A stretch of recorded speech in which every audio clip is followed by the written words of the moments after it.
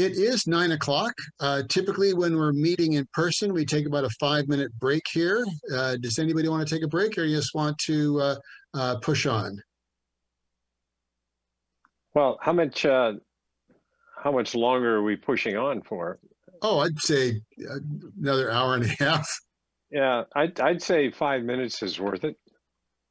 Okay, we're going to take an hour and a half. Pardon me? Seems like a lot more to do than it'll take longer than an hour and a half. Well, I'm trying to be optimistic. I don't want to drive people away. I want to keep everybody hanging on the suspense here. Okay, You're so down to 13 attendees. Yeah, well, very good then. We've got, let's see. Well, let's see. Some of those work for us too. All right. Well, what I'm going to do is let's take a 5-minute break. Everybody refresh and come back, and we'll see you guys at in 5 minutes. 9:07. Thank you. Good evening and welcome back to round 2 of the October 26th meeting of the Livermore City Council. We are back with 5.05. This is the update of affordable for sale prices, rental rates, maximum income limits, and affordable housing in lieu fee. So with that, to the staff report. Honorable Mayor, Mark Roberts, your city manager.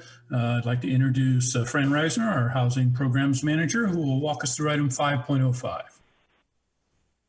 Okay, thank you. 1 second here.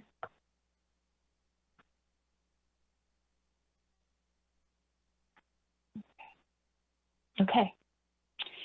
Thank you. Good evening, Mayor and City Council. Tonight, for City Council's consideration is the approval of updated income limits, affordable sales prices, and rent limits for the city's affordable housing programs, and the in lieu housing fee.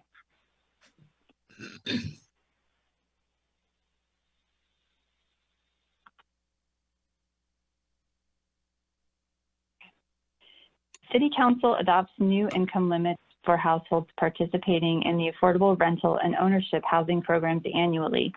The maximum income limits for various income categories are adjusted by household size and range from extremely low to moderate levels.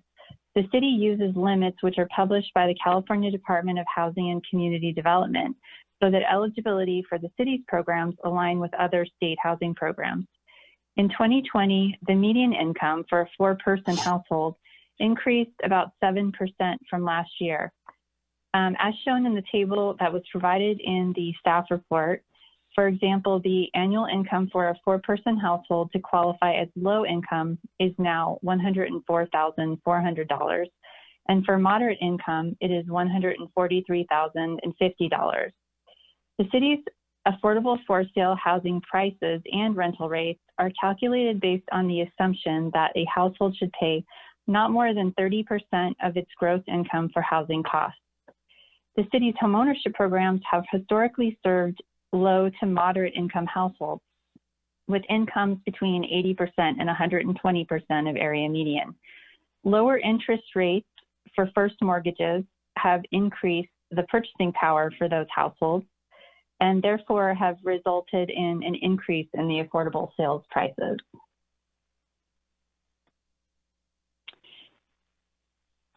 The public hearing portion of this item is focused on updating the affordable housing in lieu fee for new for sale residential development. The in lieu fees are deposited into the Housing Trust Fund to preserve and expand affordable housing opportunities in the city. The in lieu fees contribute to a variety of housing programs and projects, new affordable housing developments, including, for example, the Chestnut Square project for families and seniors, which, as Mr. Spence mentioned earlier, completed this year, and the Avance project for persons with developmental disabilities, which will begin construction in February.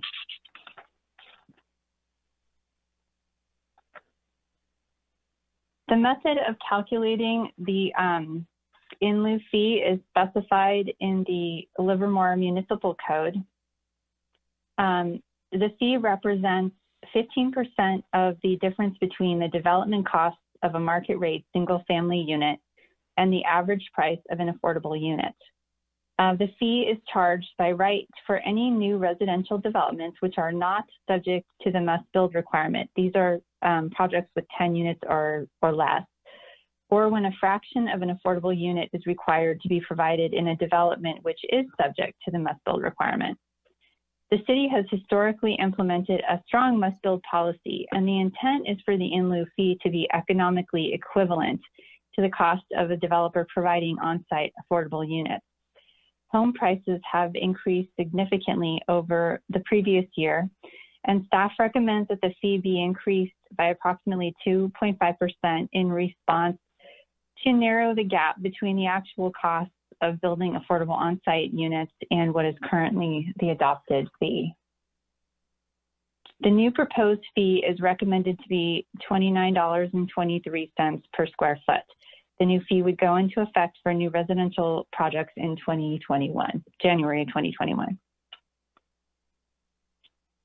So staff recommends City Council adopt a resolution establishing the maximum income limits for the extremely low to moderate income households based on the California Department of Housing and Community Development's income limits for Alameda County. The maximum affordable for sale housing prices as described in the staff report, which will go in effect for the city's homeownership program in 2021, that's January of 2021, and the maximum rent limit to be effective upon adoption. And that the City Council approve updating the affordable housing in lieu fee for residential development to the new rate of $29.23 per square foot, effective January 1st. And this concludes my presentation, and we're available for questions.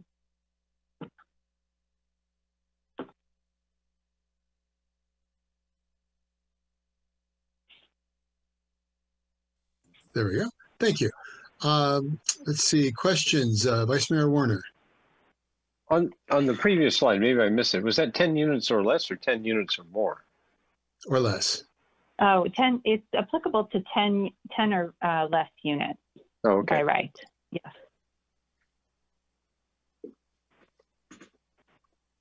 Okay, any other questions? Okay, I'm going to open the public hearing. Do we have any public comments?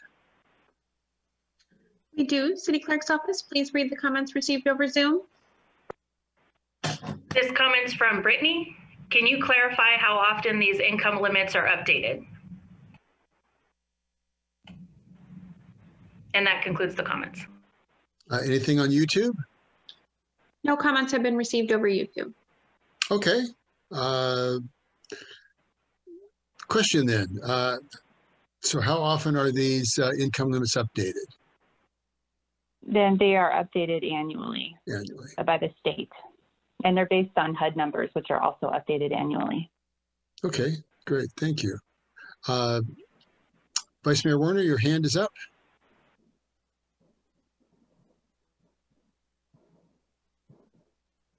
Oh, no, he's not. Okay, so in that case, there being no further comments, I'm going to close the public hearing, bring it back to the council. A couple of things I just wanted to underscore. There's been some earlier discussion tonight about affordable housing and that, gee, it takes an awful long time. It's very complicated. This, I think, really underscores what we're talking about here. So that, as I understand it, for every home that is built in Livermore, on average, that home, or the builder of that home, pays $58,000 into this in lieu program, or they build the requirement. But for each house that's built, there's a $58,000 per unit in lieu fee. That's what my first house cost, but just as a perspective.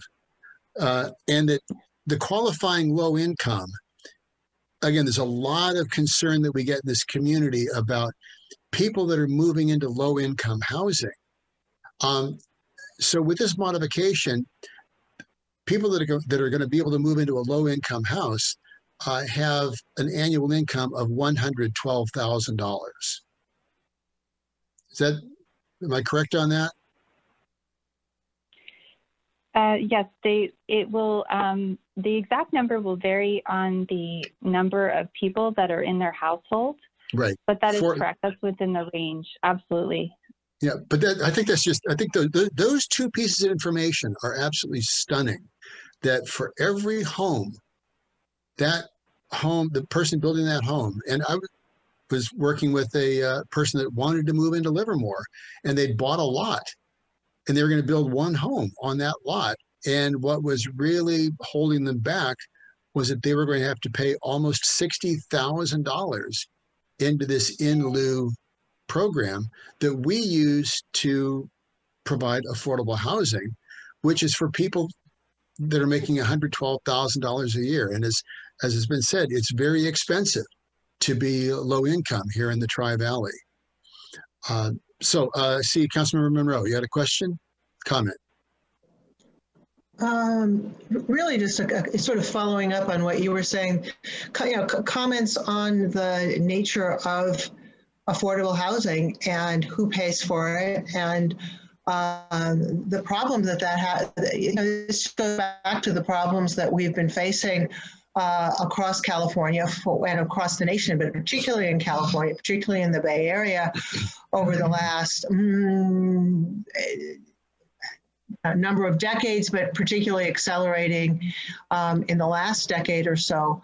I'm curious, Ms. Reisner, if you could speak to, so 30% or more, do you have any idea how many people actually pay 30% of their income to, is that realistic, or is it more like 50% of the income being paid into?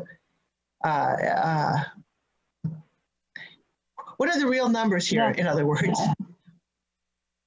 Yeah, we recently did a study of displacement and of displacement in the Tri-Valley and in Livermore, and we got some data. And I hate to be kind of quoted; I could be dangerous with the numbers, but it's something like over 60% of low-income households are paying more than 50% of their income on housing.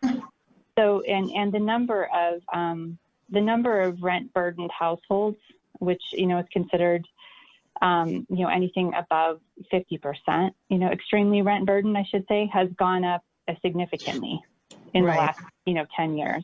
Right. And of course, those people are at most risk when the economy goes south, as when, say, there's a pandemic, or even just a downturn in the economy. So that was just one thing I wanted to bring out. The other is that the ability to actually fund these is extremely constrained.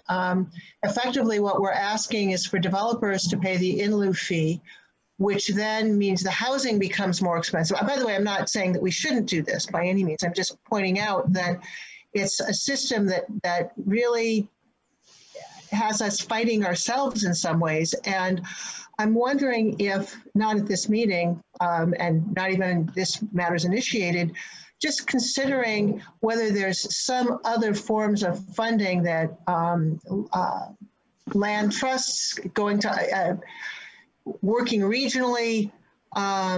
This seems unsustainable, and just thinking about this as a community problem where we pull more people into the conversation seems like something we should do going forward. Again, this isn't to speak to this report or to our adoption of the recommendation, just to the problem in general. Yeah, it's a big one. Okay, I believe I closed the public hearing, but in case I didn't, I just did. Bringing it back to the council, what is the pleasure of the council at this point? Do I have a motion? I'll move. I'll so move. Councilmember Monroe? I'll second.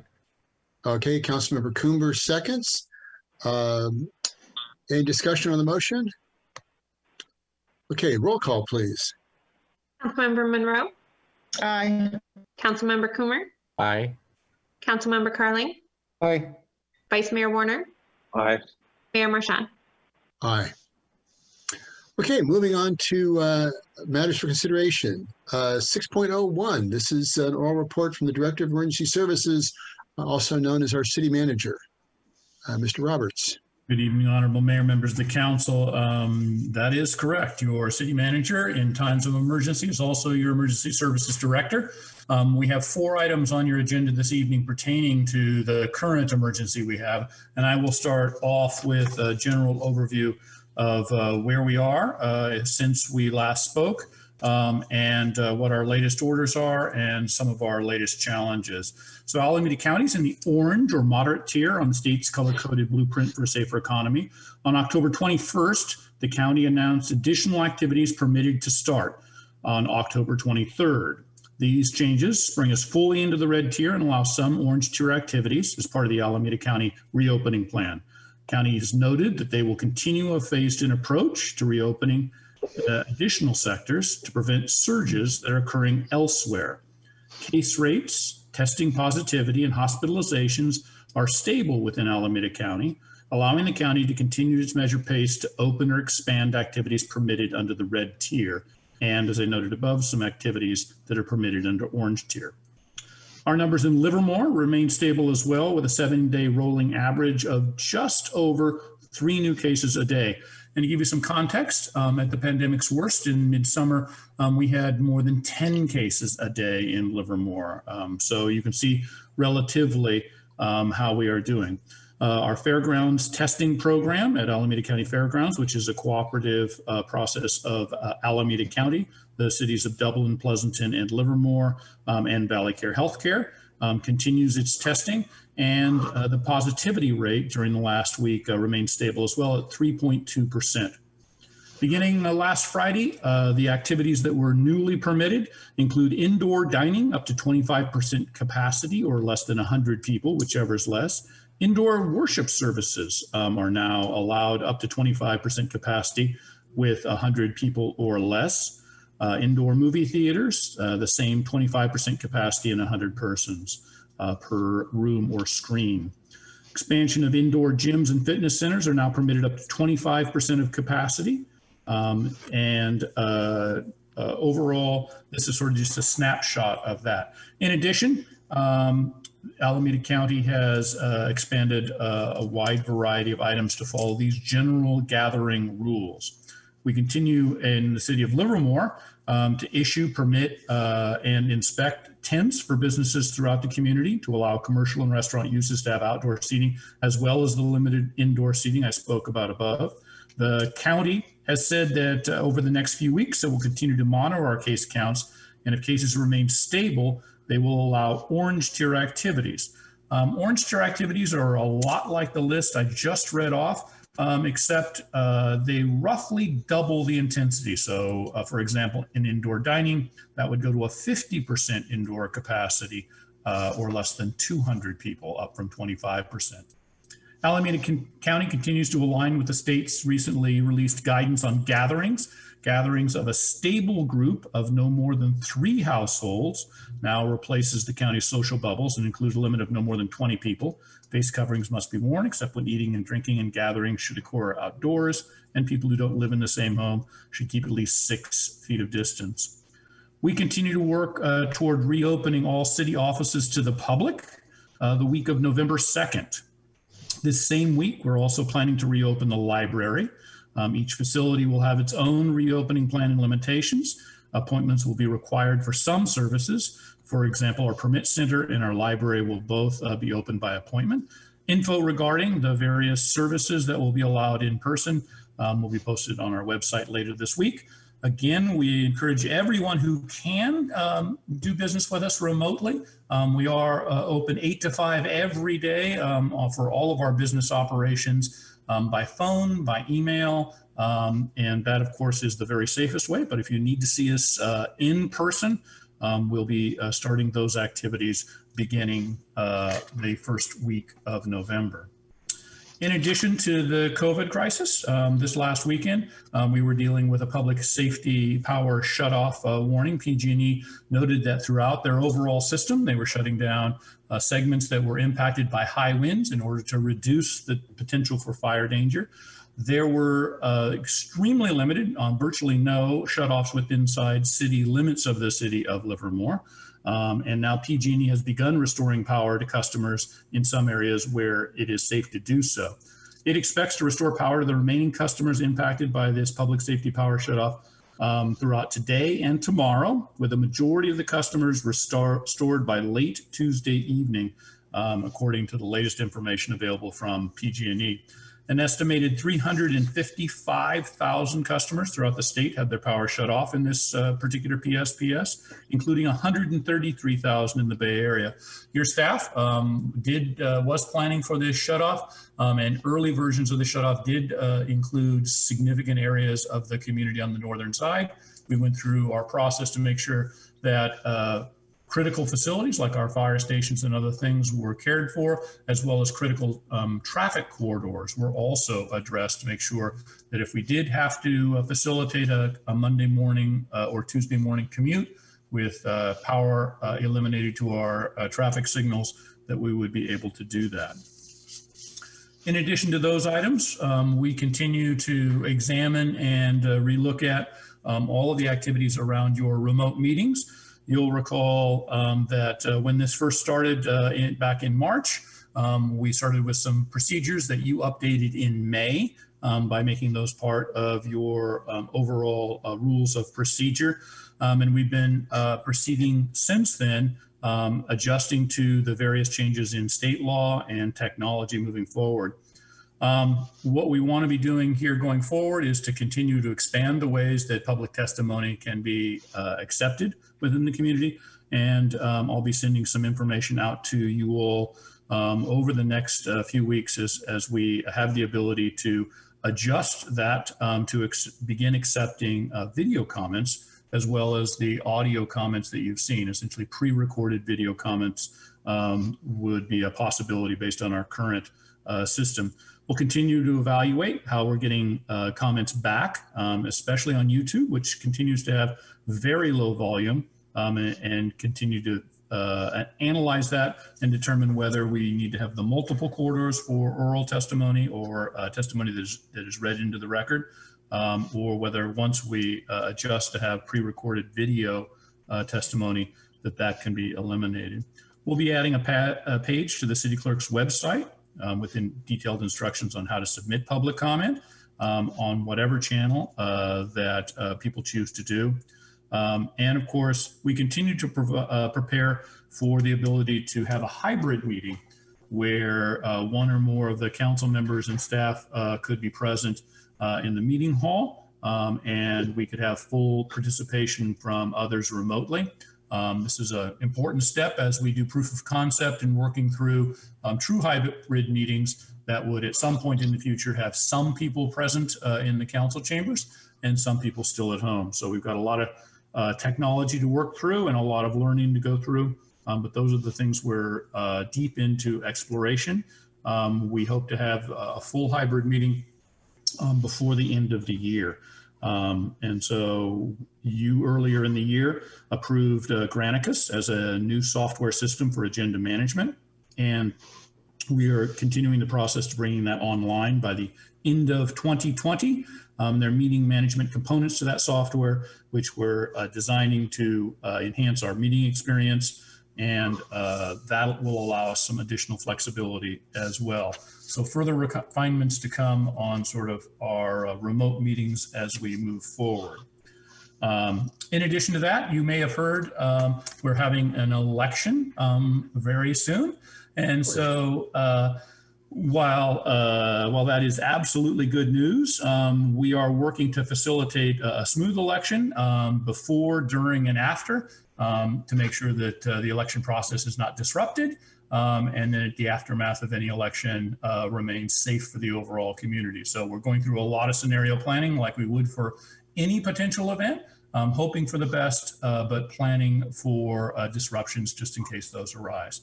And that's a quick snapshot of essentially my oral report this evening.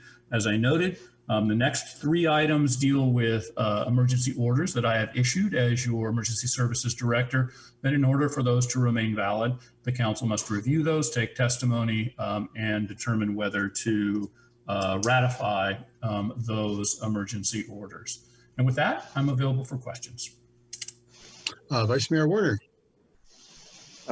Thank you for that report. I got a question. I don't know if it's this item or one of the others. Perhaps it's this one. Could you give us an update on the expense reimbursement program that we've got going? And is that this item, or should I save it for another one? Well, I'm going to cheat and ask you to save it for any of the items which your Innovation and Economic Development Director, Adam Vandewater, is presenting. And he's doing a couple here a little later where he can give you an update on essentially our number of applications and essentially the total dollars that have been committed at this point. Good, thank you. Okay, and by the way, I dropped off my ballot today at the ballot box in front of City Hall, and I was not the only one. There were about half a dozen of us that were queuing up to drop off our ballots at that box right at the front of the City Hall doors. Absolutely. All day long, we have people coming there. And of course, there is a program where you can check to see if your ballot has been accepted. I did go ahead and check, and mine's been accepted. So I know I've gone through that process. From that perspective, certainly encourage people to use our ballot drop-off boxes. There is information on our website. If people have questions, Alameda County Registrar of Voters, or in certain cases related to Livermore, our city clerk can help you as well. All right, very good. Any questions for staff at this point? All right, I'm going to open the public comment period. Do we have any public comments? Mayor, no comments have been received over Zoom or YouTube. Okay, in that case, I'm going to close the public comment period, bring it back to the council. Any further questions or comments, or do I have a motion that we receive the, or is this just, do we just receive this report, or do we need a vote? You don't need further vote at this point. Okay, in that case, so consider the report received. And moving on to 6.02, this is a resolution ratifying the First Amendment, temporarily prohibiting third-party food delivery services from charging more than 15%. Honorable Mayor, your City Manager and Director of Emergency Services again. And I want to introduce Adam Vandewater, your Director of Innovation and Economic Development, who will be giving us the staff reports for items 6.02, 6.03, and 6.04. So your next 3 items, Adam will be giving us a quick overview on each of those. Good evening, Mayor Marchand, council members. Adam Vandewater, your Director of Innovation and Economic Development. The 3 emergency orders we'll take in order reflect the changing conditions of our pandemic and continued timelines to reflect those changing conditions. The first item, 6.02, is a ratification of an initial action that your Director of Emergency Services issued back in August 12th to cap the percentage that third-party delivery companies, DoorDash, Uber Eats, Caviar, etc., can charge for delivery. And that at that time was scheduled to sunset at the resumption of indoor dining. At the time, we did not anticipate partial resumption of indoor capacity. And of course, we have since moved into the next tier of the blueprint for a safer economy, allowing for 25% indoor dining. So we subsequently issued through the Director of Emergency Services a amendment to that August 12th order, clarifying that it would sunset upon the full resumption of indoor dining, which was the original intent. So that order is still active and will sunset when the county and the state allow for the 100% indoor capacity at restaurants. If there's any questions on 6.02, I'm happy to take those now before moving into the other 2 emergency orders. Okay, any questions for Mr. Vandewater? Okay, Do you want to open each public hearing individually, or shall we? I don't see any questions right yet. What's your preference? As they are all related to the pandemic, I'll defer to you as our chair, but I think they are all related. So in the absence of questions, I'll continue with the others. Okay, And we'll handle them all at once. Okay. I should say that the city is taking every effort to publicize these orders through the city's website, through the city's social media channels on Nextdoor, Facebook, Instagram, and through our partner agencies at Livermore Downtown Inc., the Chamber of Commerce, the Wine Growers Association, Visit Tri-Valley, and others. And we've been fielding inquiries from members of the public who are hearing about these emergency orders. So I want to make clear that for those who are seeking information, they are on the COVID page of the city's website. And you can always email me and my staff in Innovation and Economic Development at oied@cityoflivermore.net, and we'll get back to you with a full copy of the order. 6.03, the second emergency order relates to fines, fees, and penalties for transit occupancy tax, business license taxes, and water and sewer utility fees. These were initially instituted back in March 30th and continued June 3rd and September 28th.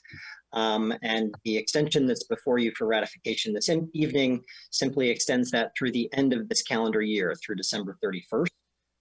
We are continuing to do this on a rolling 3-month basis as more and more businesses are able to return and open. They're able to inch their way back towards profitability, and we're able to reconsider the underlying protections for these fees. These, of course, lead to some reduction temporarily in collections for the city, but they don't relieve the underlying obligation. So if a business owes transit occupancy tax, water, sewer, or business licenses, they would still owe those, but we are deferring payment while people struggle to find their footing through this pandemic. So the only change before you for 6.03 is the extension through December 31st on the deferment of those fines, fees, and penalties. The last emergency order, 6.04, has probably garnered the most conversation. And this originally impacted both residential and commercial eviction. The state has since passed legislation statewide protecting against residential evictions. So our order 6.04 makes some changes to commercial evictions only.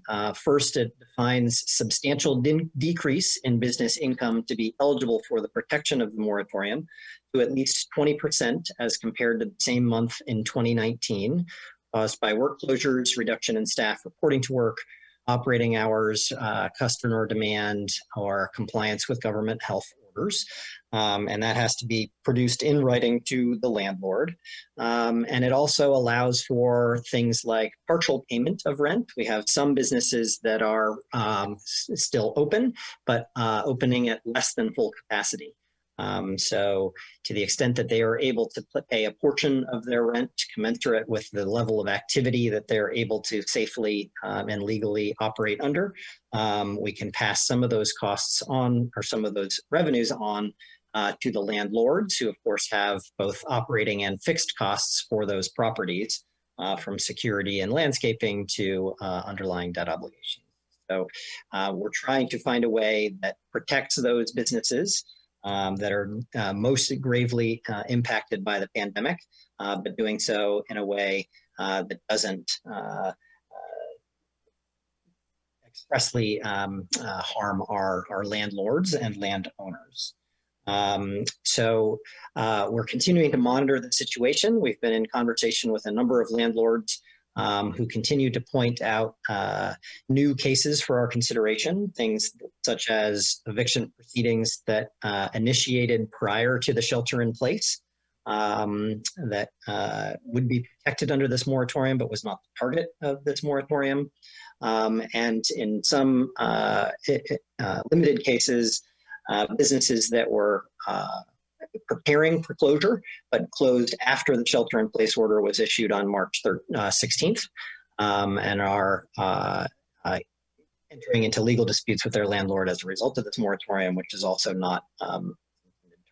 So we will continue to monitor the situation, and I fully expect that we may have subsequent orders that continue to clarify these edges and bring something back at a future date for ratification when we finalize that language.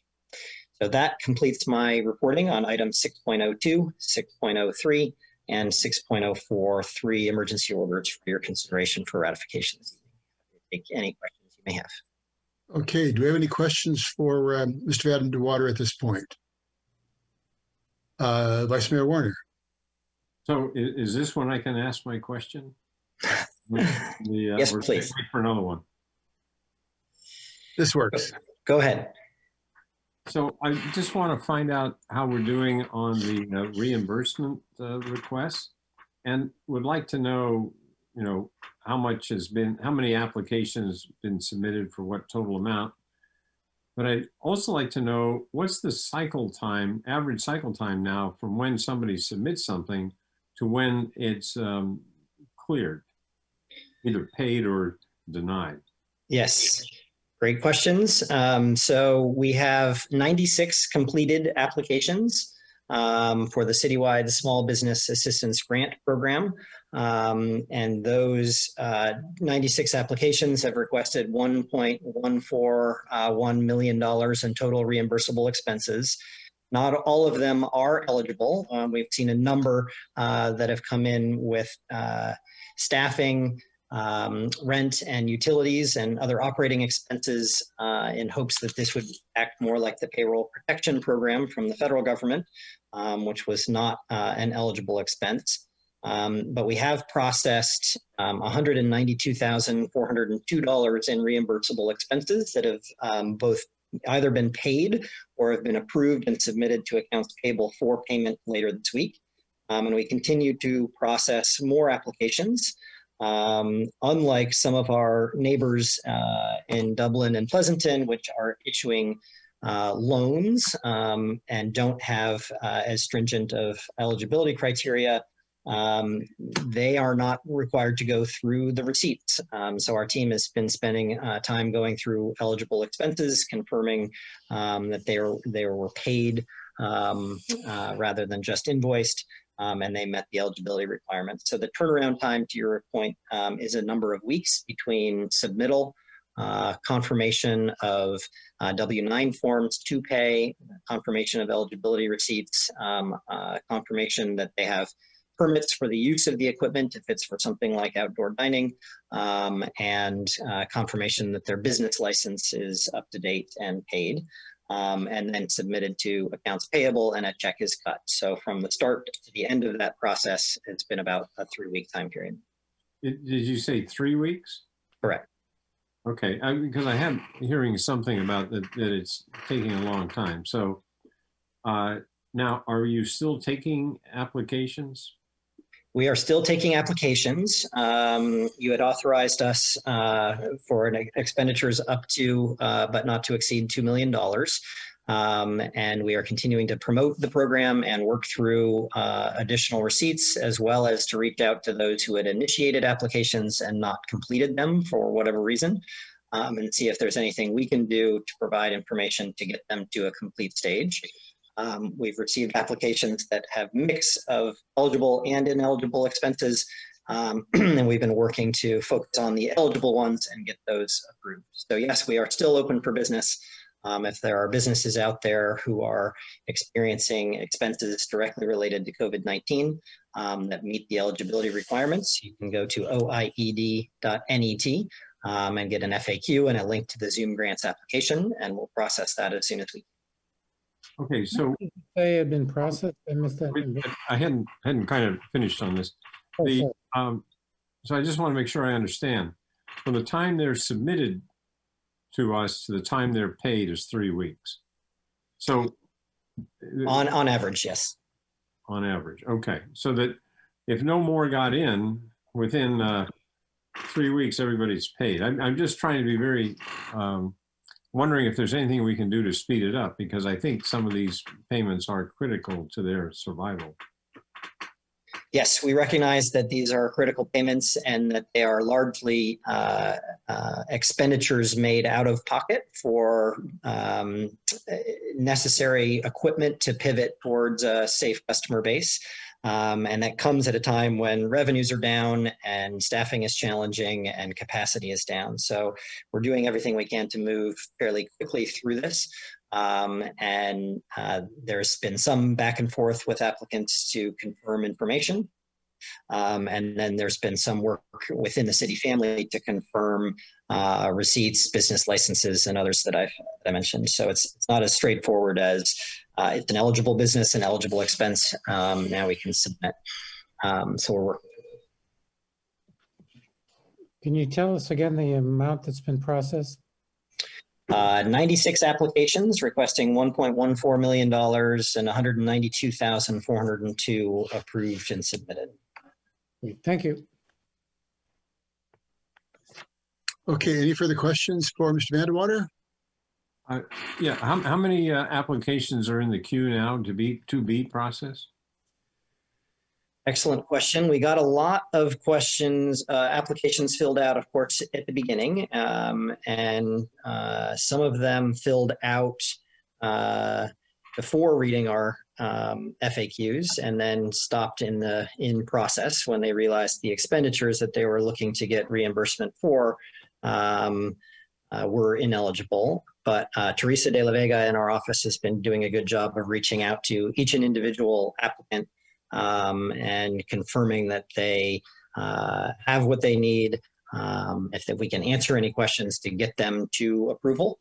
We are erring on the tie goes to the business on a lot of these, and are really trying to get them signed to approval. So I'm saying all this because I'm loading the Zoom grants application in the background to tell you the number of incomplete applications that go with the 96 that are complete.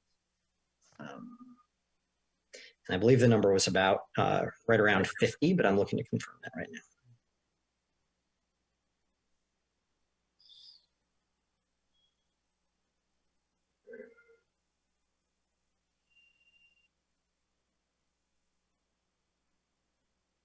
So there are 62 incomplete unsubmitted applications. 62 incomplete unsubmitted or submitted? I mean, I'm missing it. How many complete applications are in the queue right now? 96 are completed. 62 are incomplete, and that could be some of them didn't even fill in their business name, so they clicked on something and didn't go further. I'm trying to distinguish.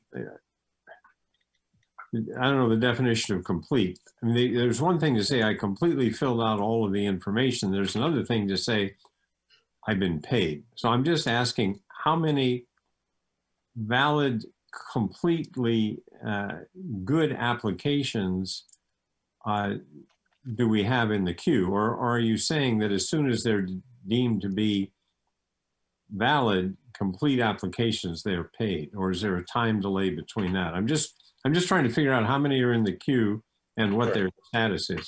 Yeah, and apologies if I'm not being clear. 62 started the application but didn't even complete the application form. 96 completed the application form. 32 of those 96 have been approved and paid, and the remainder are either unqualified, they're asking for rent or utilities or payroll, or they are a mix of eligible, ineligible, or we're working to confirm W-9s, permits, or other elements of their application so we can submit them for approval. Okay, so going through all of that stuff, within 3 weeks, they'll all be either rejected or paid. Is that what you're saying? Correct. So some of that is back and forth with the applicant. If they are responsive, then you can typically meet that time period. If there is some difficulty getting business license up to date, which has happened in limited occasions, or confirming a receipt, it could take a little longer. Okay, but I think what I'm trying to get at, I really appreciate you doing all of this. but I'm trying to give you the feedback that there's lack of clarity as to what's going on from the business community and what's going on. And so it behooves us to set some expectations, I think, that are clear, that we can commit to, if they submit their stuff on and following the FAQs, that within a certain period of time we'll process this. But at the moment, there is concern that we have a complex program. It's nice that it's a gift, but it is complex and people are getting a little anxious. That's all I'm trying to feed back to you. And so I would request that we somehow get crisper in being able to explain where things are. Yes, we have put some information into our frequently asked questions and through our social media channels. We try to be transparent with where we are, what is eligible and what is outstanding to get to an eligible and complete application. But agree we can do a better job of reaching back to where we are with individual applications. That's all. Just so somebody who submitted an application, they should have some expectation, if they answer all your questions, that they will get the resolution to their request within X amount of time. Yes, within our FAQs, we have a 7-day turnaround that they will get confirmation from us with any outstanding items or where they are. And I think we've been able to meet that. And then that starts the dialogue back and forth to get them to complete. Okay, well, that's very helpful, and I'll get that I'll be able to help explain this. But yeah, I just think that we may in the future maybe figure out how to do this. That if they meet the criteria, it kind of gets fast tracked, and if they don't meet the criteria, and if they put a mixture in of things that qualify and don't qualify, that's a slow track. That's all we need to give them some incentive to follow the rules. And Honorable Vice Mayor, you have hit the nail on the head. With any application you're turning in, it always goes way faster when your application follows exactly all the rules. You provide proof of all those in an easy and clear format. And in cases that's happened, those folks have their money already. It's the mixture ones and the ones that have not followed the regulations, which take the time. And so that is what you're seeing in the spread of times that you're. And I just think we need to be real clear with them that if they try and fudge things around, it's not going to help them. It just takes a lot more time to get that weeded back out. You are correct. I'm just suggesting that we amp up our communication around the need to follow the rules. Very good. Can I, thinking along those lines, I'm thinking about the difficulty in following the rules. And what I mean by that is that anytime you're dealing with something new or something that's unfamiliar, understanding the rules, understanding what you need to do can be complicated and frustrating. And I understand that we're helping when these come in. I'm wondering if there's a way we can help at the front end, helping people walk through some of these, or if there are just too many of them. And yeah, I mean, this is an ask for staff that I suspect is being able to do. But if there's any way to do it at the front end and reduce the frustration up front, at that end, that might not be a bad idea. And I say this from personal, in the last few days, I've been dealing with a couple of personal things where I've just been like, I don't understand this. I don't know how I'm going to get through this. It's not worth it. And it is just really annoying. And so I'm putting myself in the and it doesn't matter what it is, but I'm putting myself in the place of these business owners who are much more stressed and have much more at stake than I do. I'm wondering if that, we'll walk you through the process might help. We fully agree, Council Member. Teresa de la Vega and our staff has put together a 3-minute video explaining the basic requirements and what we're looking for and how we will go about processing and trying to simplify with a visual presentation in a way that I couldn't do without too serious of a face, so that she has a very approachable demeanor there, which worked better for that purpose. and has worked to directly reach out to folks. I noticed you started an application but didn't complete. Is there something that you didn't understand, or is there something that we as staff can do to help work through? And she's gone through each of those 62 incomplete applications and reached out to them. One of my favorite statistics. She's amazing. She's been doing a lot of great work on this. One of my favorite statistics throughout the pandemic is that the sociological research suggests that it takes 67 days on average for us to change our behavior in any substantial way. So getting used to taking your mask every time you leave the house or the car, and takes the average person 67 days. Some people can do it in 18, some of them take 130. But the average person takes 67 days of repetitive activity to change a fundamental habit. And so you insert a restaurateur who's dealing with the pandemic, what that's done to their cash flow, to their staffing, to their resources and inputs. Throw on top of that fires and smoke and heat and all the various changes, and then everything they've had to do to apply for EIDL loans, PPP grants, other, personal savings. And I don't blame them one bit for skipping through our FAQs and going straight to the application and saying, how do I just get to the finish line here? Right. So we are trying to short circuit all the paperwork that we can and get the money into their hands where they need it. Wonderful. Thank you. Councilmember Carling. Yes, thanks. I guess I'm a little surprised that we've distributed less than 10% of the budget. Is that what I understand? Just about, just shy of, yes, almost exactly 10%. So I guess I'm very surprised. I thought we were going to get well more than $2 million worth of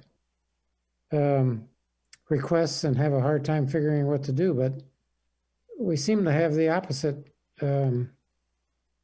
challenge. And I wonder, is it the right criteria? How is the criteria determined?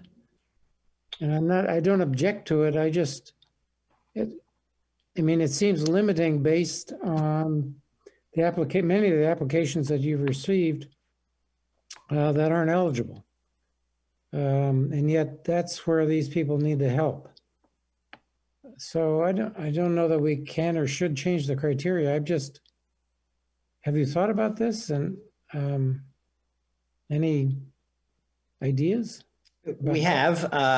Dublin and Pleasanton have both done loans that are forgivable under certain circumstances that are used for any purposes, including rent, payroll, and utilities, which are the largest expenses that many of our small businesses are struggling to pay.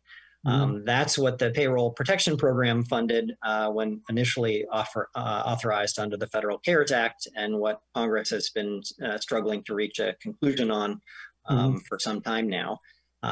When I look at the level of resources the city is able to commit, even at $2 million, had we made rent, utilities, and payroll eligible, we would have spent that probably within the first week. Everybody would have submitted for the full 20,000, and we would have been able to do, 100 applications and have been done. And I've been guided by an economist who said, beginning of this pandemic, that sometimes you need to burn money to stay warm. And that was how we acted at the very beginning of this.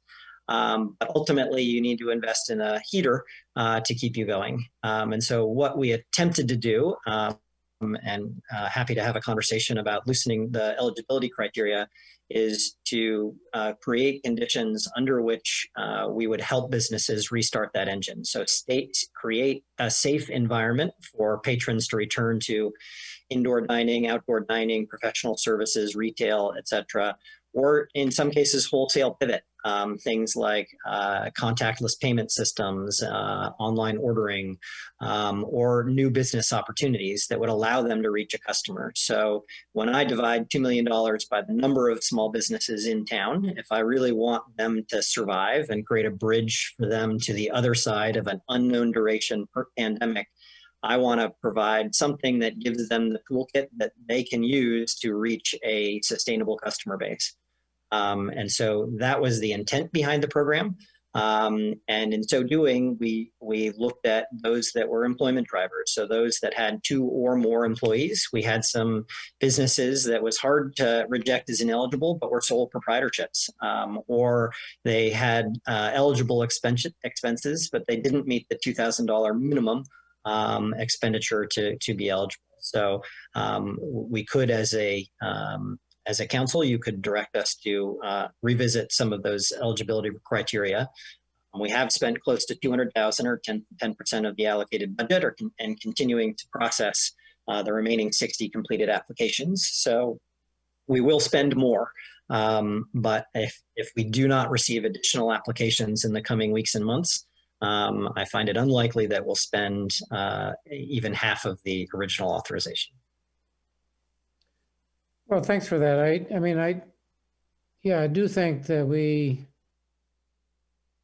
created a plan here that was different and didn't duplicate what the feds are doing, and wasn't alone, which I appreciated what we were doing in that regard as well.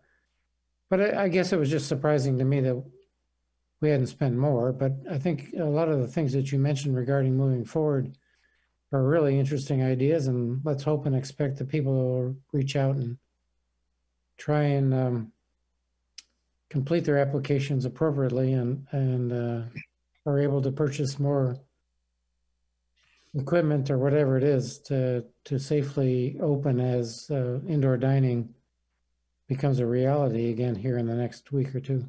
Thanks.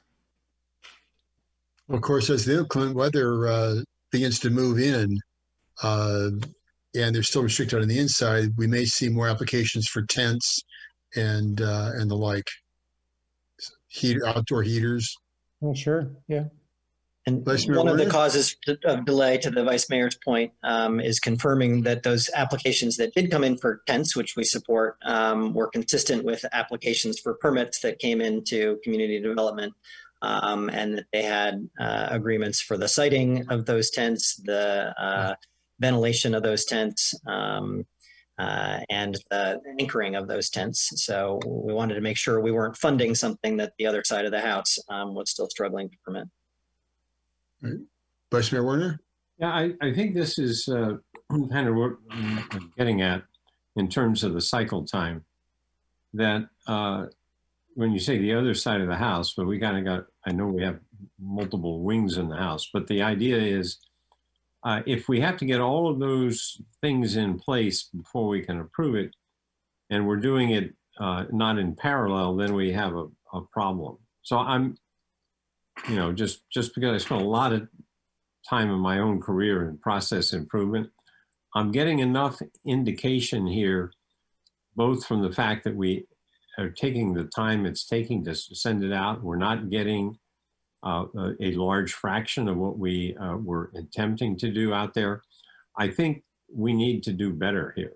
I appreciate what's been done, but I really think we seriously have to look at what's going on and how to make it better, because the people were somewhat complacent by how much warm weather we've had. I think this past few days have got people really concerned on this tent stuff. So we've got to do better. That's all I'm saying. It's wonderful what's been done, but we have to do much better.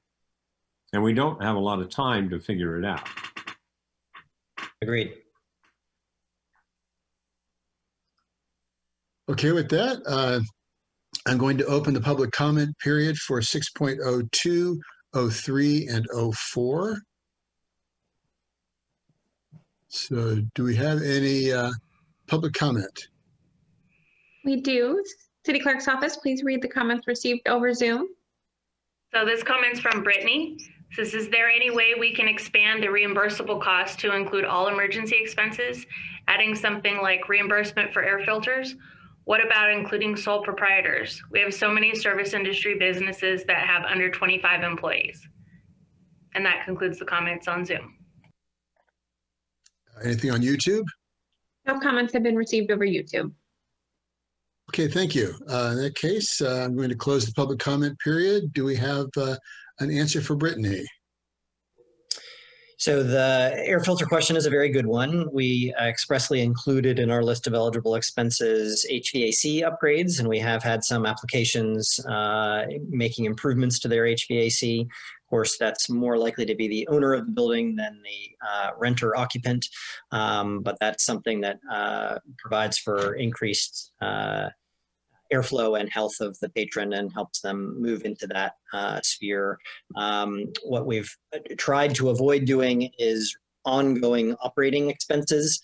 We've had a number of requests for things like takeout containers or ingredients or things that they hadn't used as much before, which we have not been approving under the eligibility criteria, but would be something, if the council so choose, could authorize us to reconsider. But we thought of those as operating monthly costs rather than kind of fixing and restarting that engine so they can meet those customers where they are. Okay. Public comment period is closed. Bringing it back to the council, we have items 602, 6.02, 6.03, 6.04 to we have 3 resolutions to adopt. A question for the city attorney. Can we do these on one motion? Mr. Mayor, this is your city attorney, Jason Alcala. Yes, you can move all 3 staff recommendations with one motion. Okay, very good. Thank you. Vice Mayor Warner. Yeah, I wanted to follow up on the latest comment there. And I think, Adam, what was just mentioned on some of these what you might call operating expenses, but which are, they've had to pivot to. Maybe there's this thing about burning a little bit of money in the beginning and make it a window or something to help them bridge it. But I do think, pursuing what Councilmember Carling said, we've got to be a little more expansive here, and maybe what you're concerned about, and I agree that we don't want to just pay operating expenses, but maybe there's a window in a transition here that might help. So it's just, I would request that maybe you come back within a week with a memo of what the improvements are to the thinking and the process. Happy to do that. Okay. Okay, with that, I'll move all 3 of the recommendations across here. A second. Okay, moved by Vice Mayor Warner, seconded by Councilmember Carling. Any discussion on the motion? Okay, roll call, please. Councilmember Monroe. Aye. Councilmember Coomer. Aye. Councilmember Carling. Aye. Vice Mayor Warner. Aye. Mayor Marchand. Aye. All right, moving on to, okay, this was actually misnumbered in the packet, but it's 6.05. The packet had 6.06. However, it is one of my favorite things. This is Livermorium Plaza. So very excited about this, that this is continuing to move forward, that we're turning a toxic waste site into a new gathering spot for Livermore. Honorable Mayor, Mark Roberts, your city manager. And up next, we have a presentation from Sherry Sheets, who's going to be giving us the overview for Livermorium Plaza. Mayor and council members, my name is Sherry and I am your city engineer. This evening we're going to talk about Livermorium Plaza at Mill Square Park. The city has received bids, has gone out to bid and received bids for this project. This was the concept plan. It consisted of primarily 3 elements. So the focal point is a hardscape representation of the Livermorium element. And the focal point of that, of course, is the 5-foot granite water ball. Another major feature element is the seat walls, which allow for a informal gathering for folks. And then the third part is, of course, the landscaping, including a lawn area, which helps soften the entire area. Council had asked us to consider some extras to the project. The first extra was a lighting control system that would allow us, as part of the Livermorium element, there are embedded lights showing off the electrons, portion of the electrons. And the lighting control system would allow us to then program different ways for the lights to come on, different colors and different schemes of dancing. Sherry, do you have a PowerPoint you were going to share? Yeah, is it not up? No. Oh, I thought I shared it. Sorry. Let me see if I can find out why it's not showing up. You might try stop sharing and then share again. Okay, so let me go back to Zoom. Actually, I was following it on the other computer, so Okay.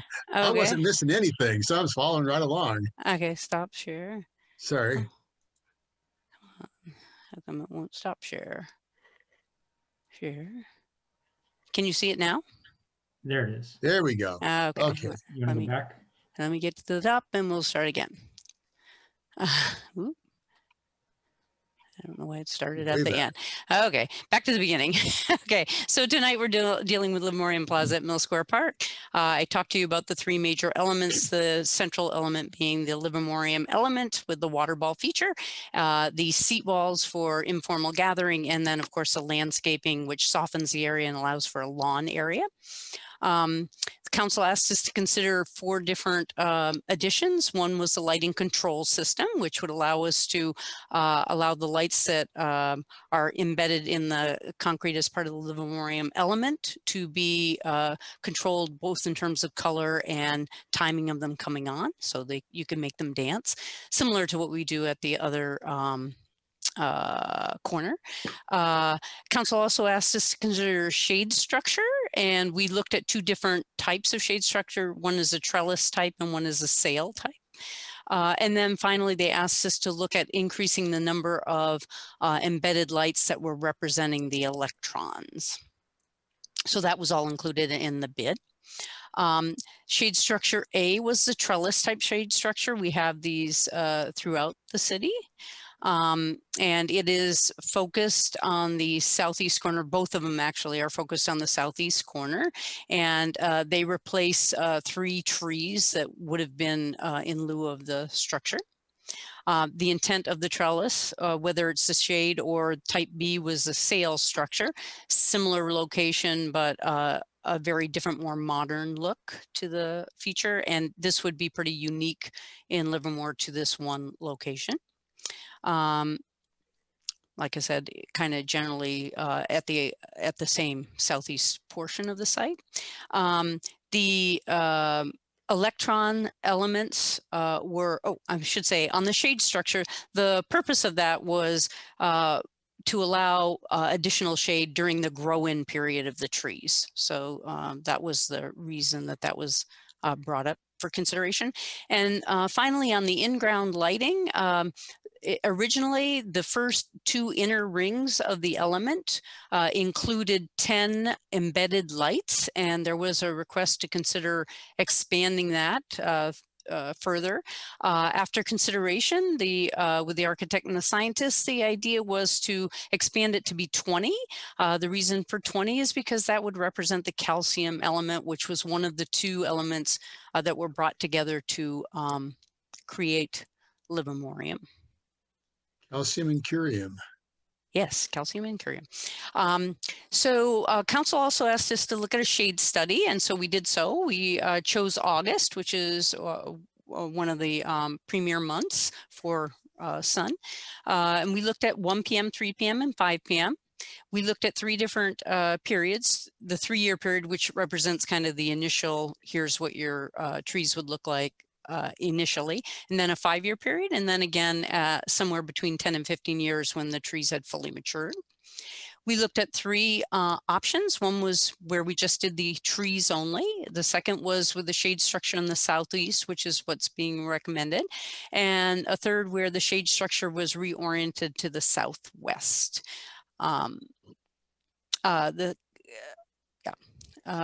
So this is the trees only shade study after 3 years of installation, and the first little schematic shows you 1 p.m. The middle one is 3 p.m. and the right side is your 5 p.m. So you can see as the sun gets lower or moves further to the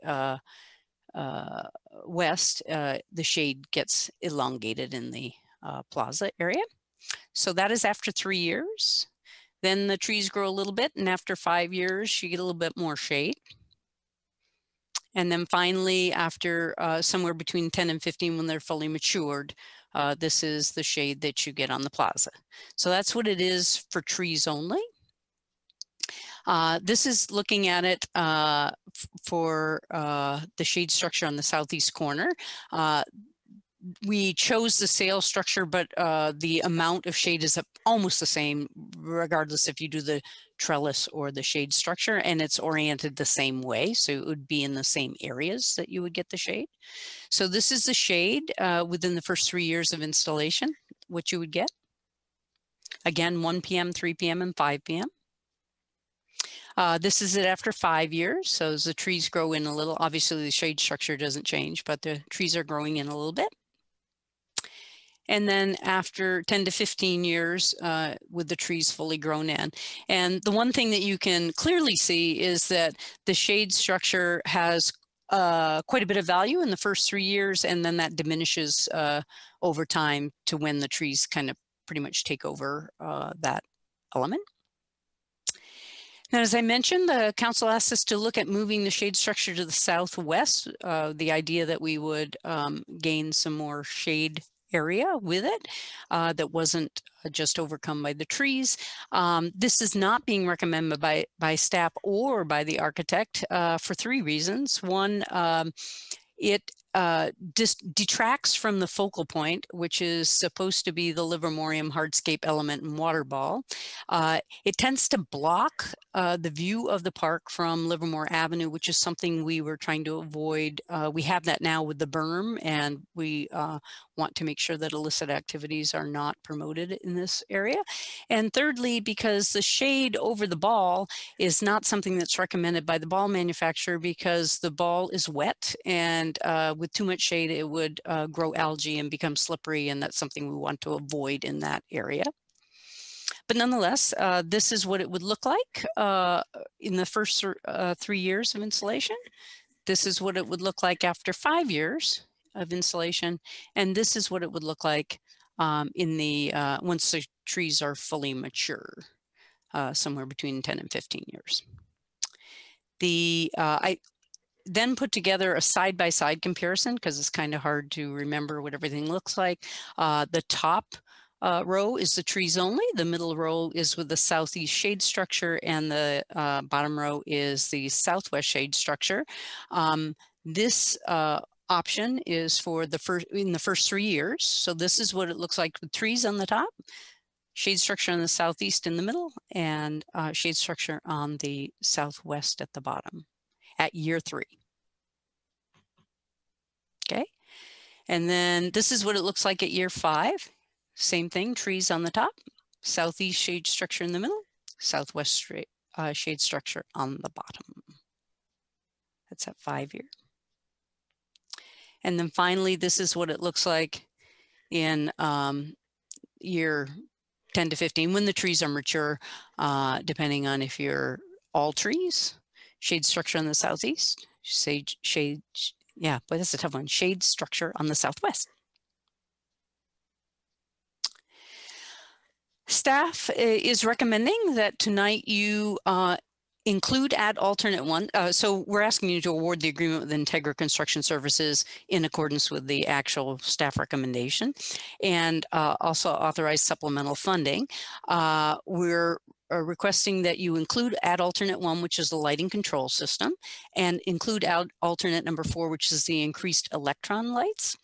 And that you select either alternative 2, the southeast shade structure trellis, or add alternate number 3, the southeast shade structure. I'm sorry, that's the southwest. I'm sorry, that's misnomered. No, I'm sorry, southeast shade structure, it is southeast. Sail shade, sorry.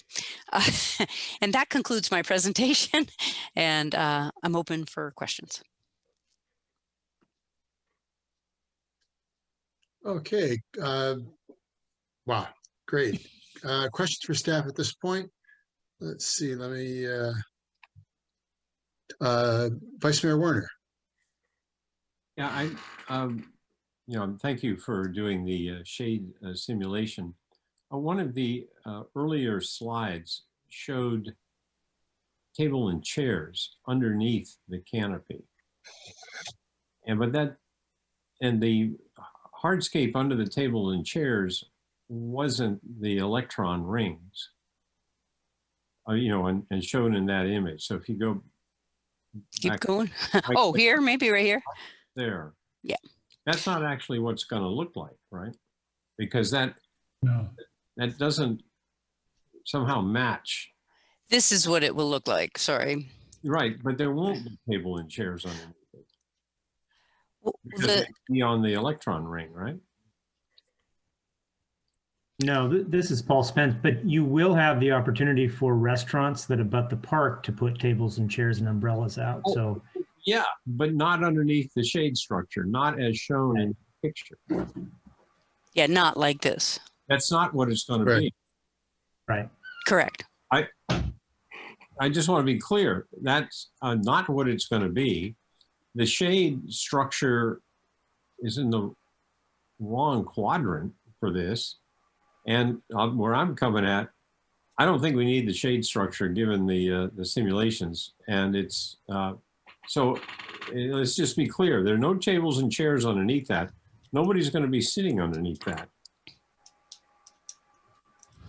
there are seat areas that are created, I believe, under a portion of that with some stones or a precast concrete. Yeah, they're right here, Paul. These areas right here. Right. Yeah, but they're not. It isn't.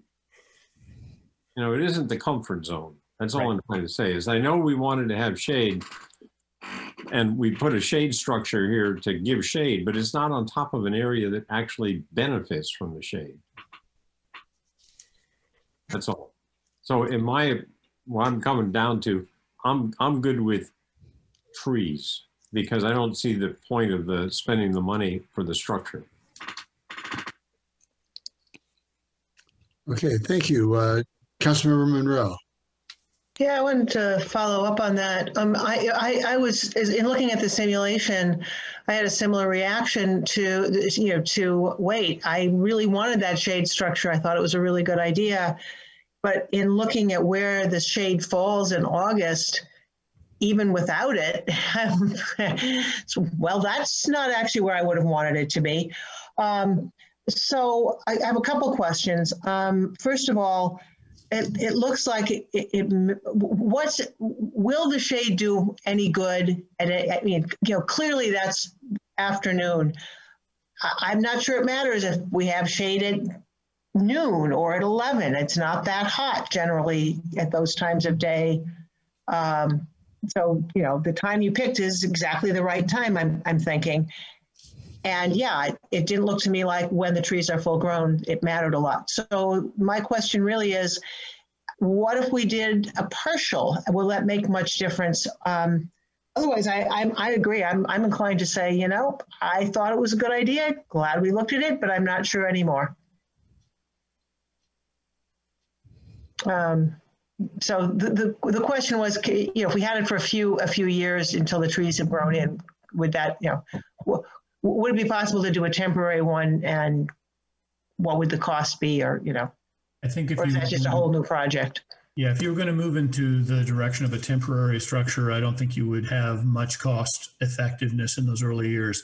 As we noted earlier, we don't want any shade on the ball or immediately adjacent to the ball because of water. We don't want that area to become overly slippery with stuff growing in it. So that's the first piece that we have to keep sort of the center of that area in sun all day long, ideally.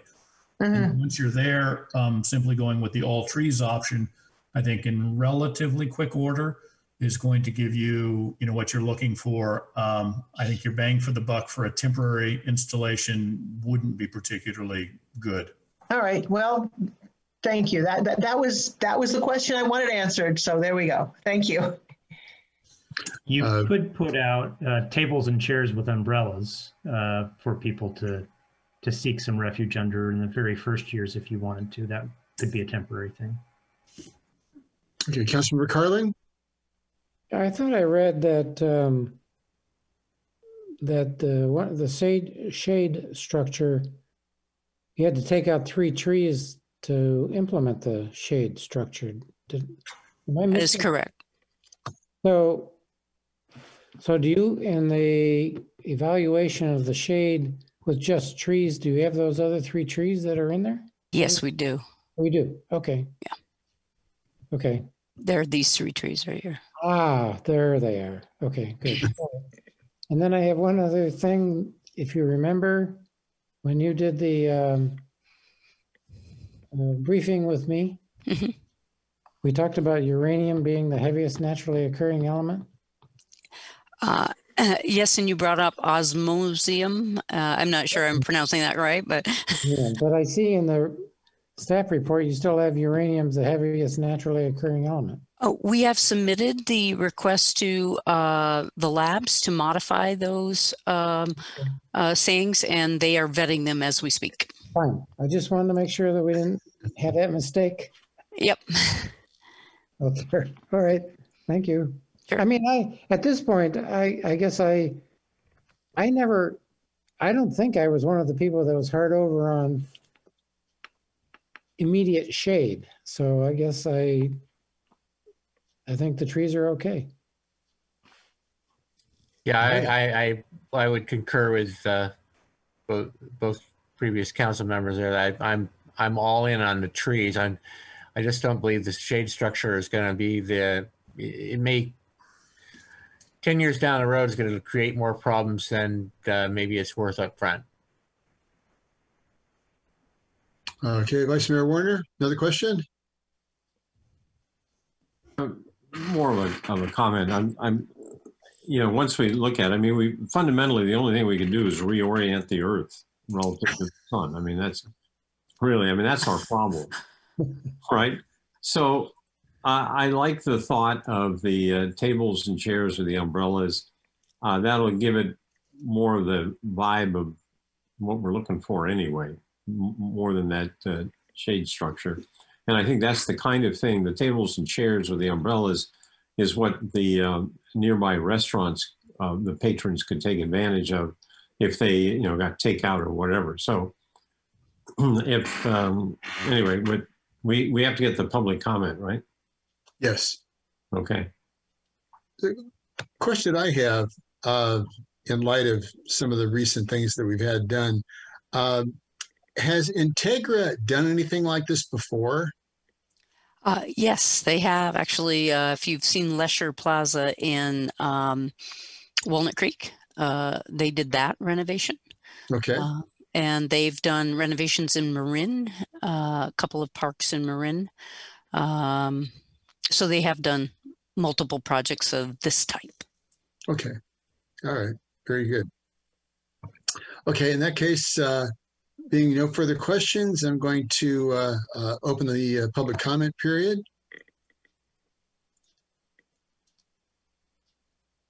Do you have any public comment? Clerk's office, please read the comments received over Zoom. This comment's from Brittany. Tables and chairs would be great in the first years. Families would very much appreciate that shade in initial years. And that concludes the comment. Nothing on Zoom or nothing on YouTube? No comments were received over YouTube. Okay, I'm going to close the public comment period. We've got a couple of options here, the lighting control system and the increased electrons. So we need to, when we need to address that. Sounds like the council is moving away from the trellises, either the sail or the wooden trellis. Do I have that correct? Okay, so with that being said, I would like to move this with the, there are some advantages. So I will move the since we're adding the lighting control system and the increased electron lights, I think that's going to help activate the site. The main thing we want to do is to get kids involved. And I have seen some of these granite balls in other locations, and they're kid magnets. And the electron lights, I think that we've seen kids playing in the fountain, leaping to the lights. So I think that that I would move those and awarding the contract with Integra Construction Services and supplemental funding as needed for the project. But considering we're taking out the 2 trellises, that appears that supplemental funding will be there. So with that motion, is there enough information in that motion for staff? Yes. I'll second. Okay. I did hear a second from Vice Mayor Warner. Okay. So a motion and a second. Any further discussion on the motion? I just want to know if it's possible to add in that business about moving the earth that I heard Vice Mayor Warner. No, okay. No further comment. I just wanted to, just acknowledge and thank John for the lead on this for so many years. I mean, this. Amen. So, John, how far back did we get us going on this? Well, Dave Richey, when we started working on this, and I came back from Moscow, Dave Richey came up to me and he said, "Hey, John, did you know that space right in front of Pete's Coffee is 116 Livermore Avenue? Let's put a park there." And that was October of 2012. Right. So, we talked 8 years. Think about it. This is even more, it takes more time than affordable housing. Well, I would also point out that it takes less time than getting a wall on Holmes Street. Yes. Well, no, that was, yeah. Sorry. But the fact is that a lot of the delay was working through Chevron oil and the fact this was a contaminated site. And I have to give a shout out to Jason Alcala and the city attorney's shop because they wouldn't let go of this. And I get into discussions with the folks from Chevron and Jason was able to bring those folks along. It was a long knockdown drag out. And I certainly hope that as we come together and we move this project ahead, that we've gotten some great indications from Chevron that they're going to be partnering with us. And I would like nothing more to get out there. And when we can once again hold hands post-COVID-19, that we can go onto that site with Chevron and everybody else and hold hands and sing Kumbaya. And that we made this project happen together, that this was Lawrence Livermore National Laboratory, Sandia, its sister lab. This is about putting Livermore on the map, that we are on the periodic table of elements. And as the mayor of Dubna said, there may come a time when Livermore and Dubna no longer exist, but as long as there is human knowledge, we will exist on the periodic table of elements. And I just find this incredibly exciting that this is going to recognize this wonderful partnership that we have had with the laboratories here in Livermore for over 65 years. And I think that's something really to celebrate. So one other thing that just occurring to me, it is a wonderful story. Do we have a way of actually summarizing that story in the park anywhere? There is a sign in the park that is a storyboard sign, and the Livermore Labs is helping put together that story right now. But you'll get to see it before we put it up. Well, will it have I'll just say the human interest that the mayor just went through to it. I mean, anyway, I just would like to say this was quite an achievement to get this park done. And, we went through a lot of series of thoughts on this. But anyway, I'm just, would like to see that what the mayor just described is somehow in the history of this thing. Okay. We can make sure that happens. And I'd be more than happy to talk to the laboratory folks, because we've been, talking earlier about this, and make sure that this really is a remarkable story, as I pointed out ad nauseum. My apologies to everybody, but the fact that we are one of only 6 cities in the world that have this honor and distinction, and the fact that we can celebrate this together as a community, I think it's a wonderful story. And as we're trying to grow the next generation of engineers and scientists and technicians, that this is where you bring them to tell them the story of Livermore and Livermorium. And the quote you just gave there about as long as knowledge exists, right? So there's something like, there's some really good, nuggets of information here, or inspiration, let me say, that we want to capture. Yeah, and we do have a bronze plaque as well. So we had that made up with the dedication of the site. But as I said, I'd be happy to work with Lawrence as we put together the storyboard on this, because it really is a remarkable story, and it represents one of my proudest moments in my career. Yeah, so I would like to add to the resolution that we make sure that some version of that story is on display. Good. Okay. We'll make sure that happens, and we will bring the final print back to the council for review. Great. Excellent. Okay, I guess I'm done with this one. Okay, I'm going to call for the roll call, please. Councilmember Monroe, Oh, aye, definitely. Councilmember Coomer, Aye.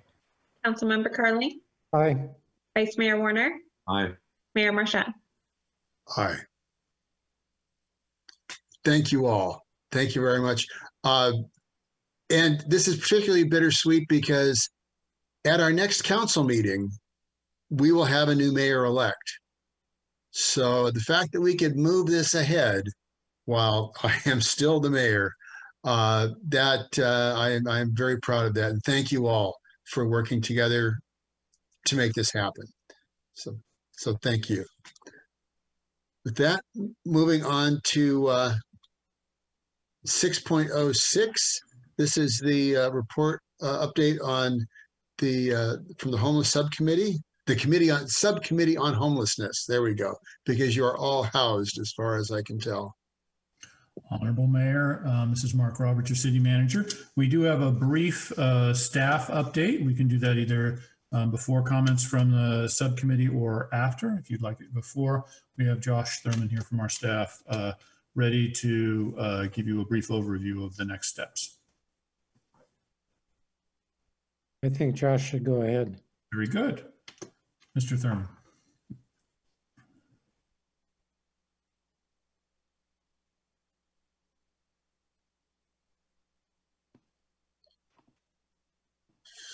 Good evening, Mayor and Council. Again, my name is Josh Thurman. I'm your Homeless Services Analyst. And tonight I'm going to go over 4 topics of interest as it relates to the city's response to homeless encampments.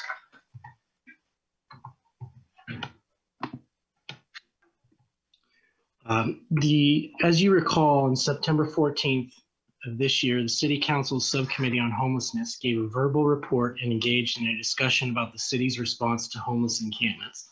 The topics shown here on the screen were identified as areas of concern, and the council asked staff to return with some options to respond to these issues. In terms of debris removal and cleanup, staff has identified the following additional strategies to help keep the creek area clean. Work with area businesses to coordinate quarterly debris removal and cleanup operations. Limit access to the creek area to help prevent larger debris items from making their way into the creek. Provide additional trash service to the Arroyo Las Positas encampment to allow the unsheltered more capacity to maintain cleaner conditions. Provide more frequent, smaller scale coordinated trash removal with a focus on biohazard cleanup and drug paraphernalia, and target more frequent trash removal when homeless encampments are close to existing residential neighborhoods. With regards to fire prevention strategies, Zone 7 had goats in the area to remove vegetation. We would look at this and other strategies to control vegetation on an ongoing basis. We look at fire hazard education could also be provided to our unsheltered. An additional option is to declare the area a fire hazard zone, which would prohibit the use of all open flames during fire season. And the fire department could undertake a focused effort to track fire information to better coordinate an appropriate response.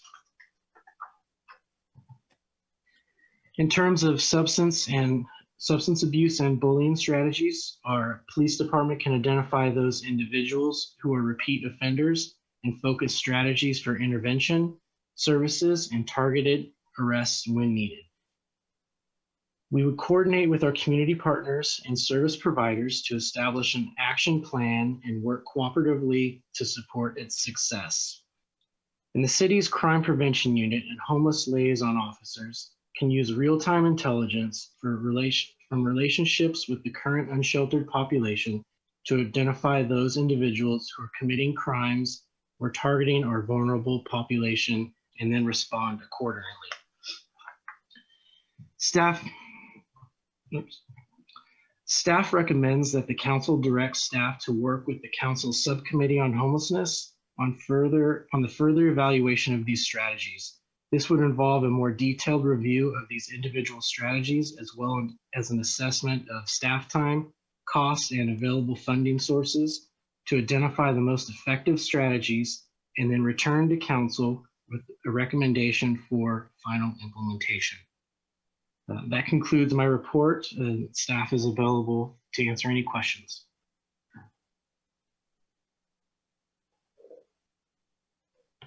Okay, any questions for staff at this point?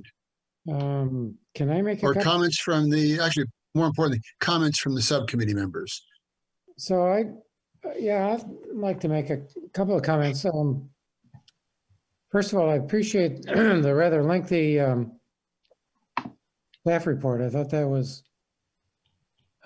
quite complete. And I took the opportunity on my bike ride today to ride out to the areas that have recently been cleaned up. And I'll say that the area behind the apartments, somebody help me remember what the name of those apartments are? Autumn Springs? Is that what it is? Autumn Springs? That's correct. Okay, so the area behind Autumn Springs, I didn't see any homeless encampments there at all today. And when I rode down the other direction toward Walmart and Kohl's, I saw a few. And so I assume that based on the staff report, there's an estimate of about 20 people living along the arroyo there. And I assume that they're all located near Kohl's and Walmart, that area, not on the other side of Livermore. I will say the goats did a great job. It is just amazing how different it is today versus the last time I was out there, which is when the goats were out there. It's remarkably cleaner than it was then. And I will also say that it looked to me, and Josh, you can help me out understand this, it looked to me like Zone 7 had been out and trimmed trees and bushes and shrubs. Is that true? That's correct. That was part of their final phase of the cleanup effort, was to trim the bushes and the trees. And that makes a big difference, I thought. It looked, again, with the goats trimming the grass that was some 4 to 6 feet tall, and the Zone 7 area being having the arborist out there to clear out the lower limbs, and it looked remarkably better than I had seen it in the past. And getting back to some of the suggestions, I think you have some really good ideas and some things to think about and to discuss. And the way that I'm thinking about it is the first one about a working group with some of the property owners, I mean, I'm not particularly overly fond of that idea. And I don't know exactly why, other than my impression talking to the people out there is they don't want to particularly get involved. They just want to make sure that the homeless aren't impeding their desire to walk on the bike paths and not have to trip over the homeless in that park that's there with the tennis courts and so on. So I didn't see a strong desire from them to participate in anything further. I also am not sure about the strategies to limit access along the Arroyo Las Positas bike and walking path. I'm not sure I understand what you mean by that. I mean, these paths, walking paths and bike lanes are made for everybody. And I hesitate taking that away without thinking about another way to make those walking paths and bike paths comfortable for everybody. The trash bins are, so another thing I noticed out there today was there was a lot of trash in shopping carts by the porta potties and wash stations. And I assumed it was trash that homeless had put in shopping carts and we're just waiting for another dumpster to show up, but I'm not positive about that. So maybe trash more often, or a couple of them out there might be a reasonable idea. In regards to the other thing that one of the things that we've talked about in equity and inclusion is, are we getting the right people out to help? And why do we, right now we have our homeless liaison officers who I think everyone agrees does a great job, but I hesitate asking them put more burden on them or more burden on the police department, particularly when we talk about partnering in terms of identifying additional vegetation control strategies. I mean, they may have some ideas, but I'm not sure that we want to burden them with and assigning them to do more outreach or something along those lines. I do think it's worthwhile to talk about these fires and declaring it a fire hazard. I'm surprised it's not declared a fire hazard zone now. And in fact, I thought it was against the law to have open flames out there. So I think that'd be reasonable to think about. And then on the last part of this, on the substance abuse and bullying, I took it from the staff report that this was something that was going to be done anyway. Is that, and were you on page 668, using statistical data to identify those subjects, blah, blah, blah, blah, blah. I got the impression from the staff report that that was something that was going to be put forward anyway. Did I misread that, or is that something you're just suggesting that LPD would do? If I could refer to the chief on that one. I saw Jeremy's here. Yes, I'm here. And that is something that the homeless liaison officers do, is try to determine what the root cause of the issues are, whether it be mental health issues or drug or alcohol abuse or a combination of the two, or just criminal violations. So they're in the process of doing that with the people we deal with the most, right, and try to determine what the best course of action is with our partners. Okay, thanks. And so those are just some of the thoughts that I had. I guess I'd like to hear what colleagues and maybe Councilmember Monroe has some thoughts too, having served on the homeless committee as well. Yeah, you did a really good job of covering most of the questions that I would have had. as usual. I particularly appreciate your being on the scene to see what was going on by the Arroyo. I had a question. I was under the impression that there were fewer people by the Walmart area and by the Arroyo than the 15 to 20. I thought that the last we talked, that number had gone substantially down. So I'm a little curious about that. Well, I saw tents out there that, I don't know, I mean, admittedly, I didn't get down on the creek very far today, but I did see 2 or 3 or 4 tents. So I guess I could imagine as many as 20 people down there. I'm just wondering if we have people who are traveling around rather than actually in camping. I would agree with the,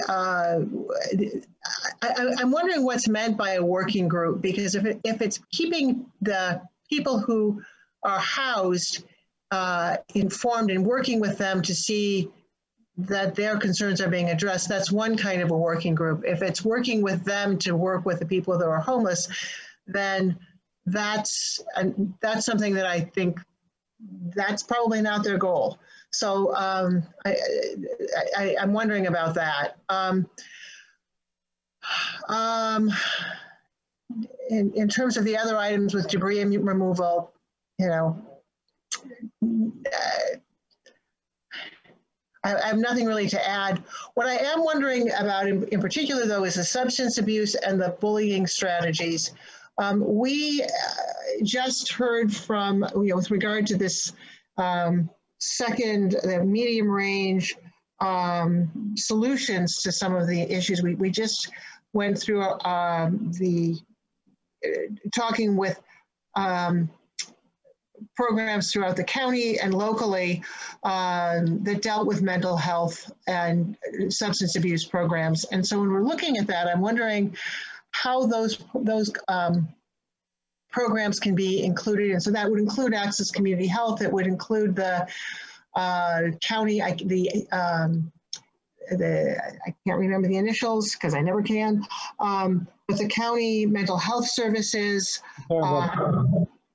BACH, the BACH, BAC. Yeah, right. I was thinking CATT, but that's a pilot program that we don't have access to. One of the concerns that was raised at that meeting was the difficulty in communication and coordination. So I'm wondering about if there's a way that we can use that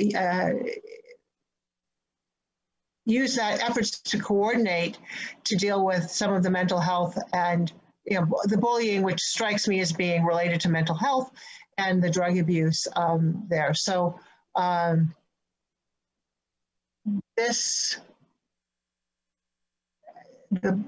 what's proposed seems to me to be mostly limited to Livermore, and it seems to me that the mental health problems the mental health solutions are countywide, and we should be accessing them as much as we can for this.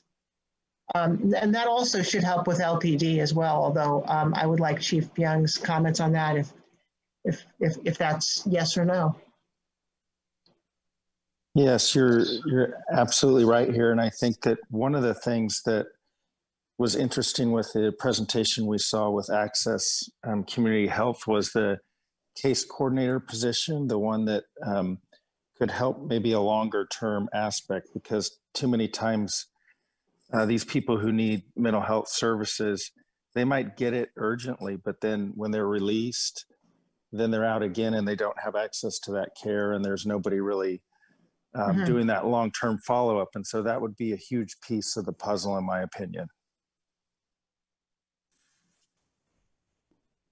So the purpose of the item tonight, this is Mark Roberts, your city manager, is to sort of bring the entire council up to and give them additional information based on the request for additional information. Your staff recommends that each of these strategies be referred to the subcommittee for further discussion and integration with all of the other activities that you're already working on. Ultimately, these things will take resources, take staff time, and you all are on the unenviable position of sort of working with your staff to then make a recommendation to bring back to the full council as to what's the proper package to both pilot and then to move forward with as we try and make progress on all of these different issues, both the ones we talked about this evening, as well as the ones that you in your most recent community meetings have talked about with mental health, substance abuse, and related items. Because you're correct, there's an awful lot of overlap. There's the ability to coordinate sub-regionally and within the county. And you guys have spent a lot of time coming up to speed on that. And so we look forward to sort of working with you to come up with a recommendation for council to implement. All right. Yeah, I just want to thank you for that, Mark. I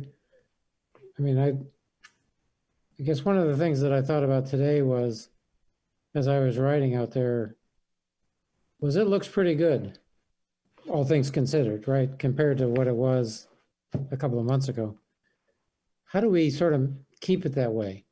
And that's sort of where I was trying, I didn't articulate that very well. Being cognizant of the work that we would then expect the staff to do or somebody to do, whether it's block by block or staff or open heart kitchen or whoever it is. But yeah, I think if we kept it the way it is today, wouldn't be so bad. A few people down in the creek, nobody on the other side of Livermore behind Autumn Springs. But I'd like to hear what our other colleagues think about this.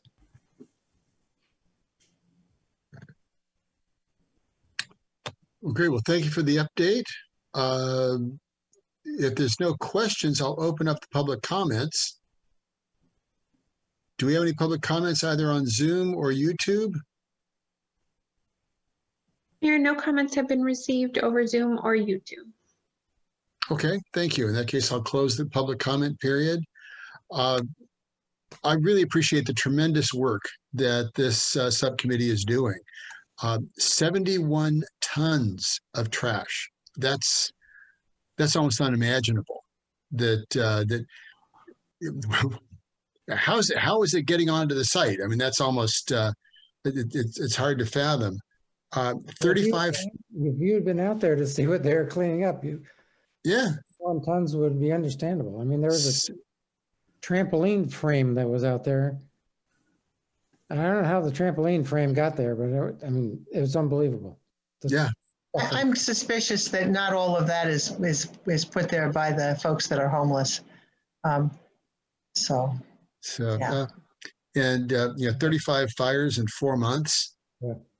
And again, to the point that you made about the 14 individuals are responsible for over half of the arrests. 56 arrests, and so is there some way that, and this is going to take greater coordination with the county, because we do not have mental health facilities here in the Tri-Valley.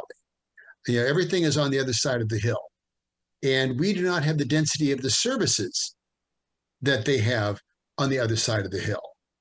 And so how do we get those services, or how do we, if we've got these individuals that, whether it is substance abuse, whether it's assault, whether it is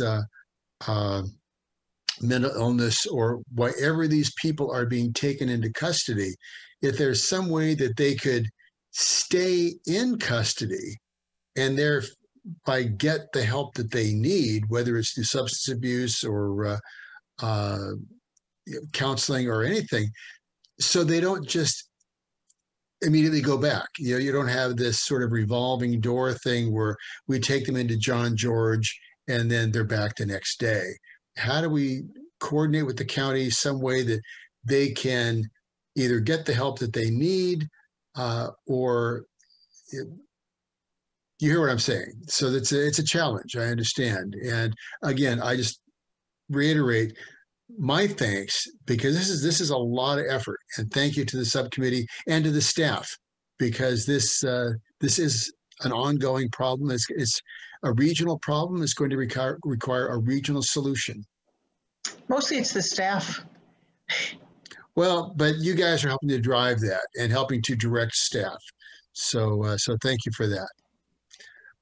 With that, yes. I just wanted to comment back on, to speak to both the mental health and to the need for ongoing treatment. I would hope that Goodness Village, which is, the tiny homes that are being built, might provide some of that stability for at least some of these people, number one. And number two, going back to what we heard at the open meeting, what was it, last week? Last week, the week before. Right.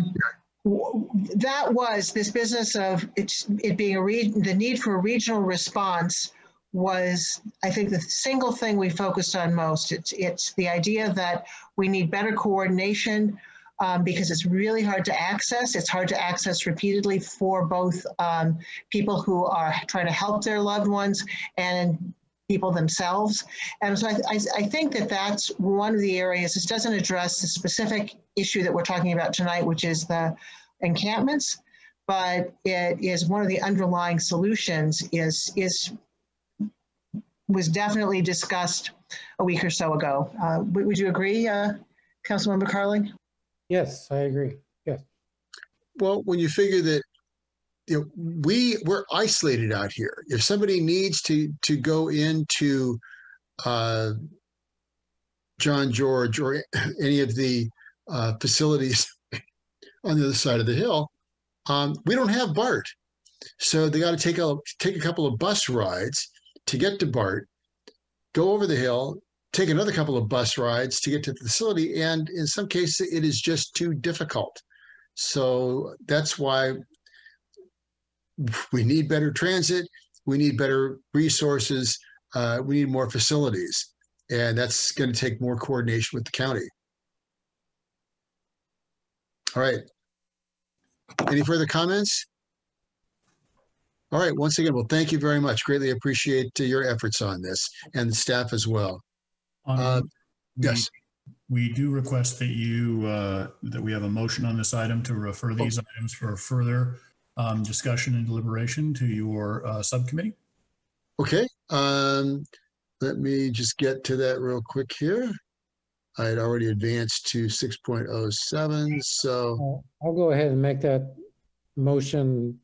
Right. Accept the update and provide direction. Oh, okay. So it was all right. So moved by Councilmember Carling. I'll second. Seconded by Councilmember Monroe. But I do have a question, which is, what direction have Councilmember Carling and I given the direction? Are you guys going to comment? Any direction from y'all who haven't commented? Well, I would just add, you're doing good work. Keep it up. And you're supposed, what I read of this, and you guys already had your subcommittee meeting basically, but you guys are to get together, discuss what it is and come back with thoughts to us. What I heard you guys say is perfectly aligned with what I would think, but I take it that what I heard city manager say is you guys come back with specific action items relative to these possible areas of activity. So I think the only question is, how fast? You're going to come back in a month, 2 months? When is it? When are you going to do it? So I would suggest that we pick you guys decide, when will you come back with your recommendation to the council?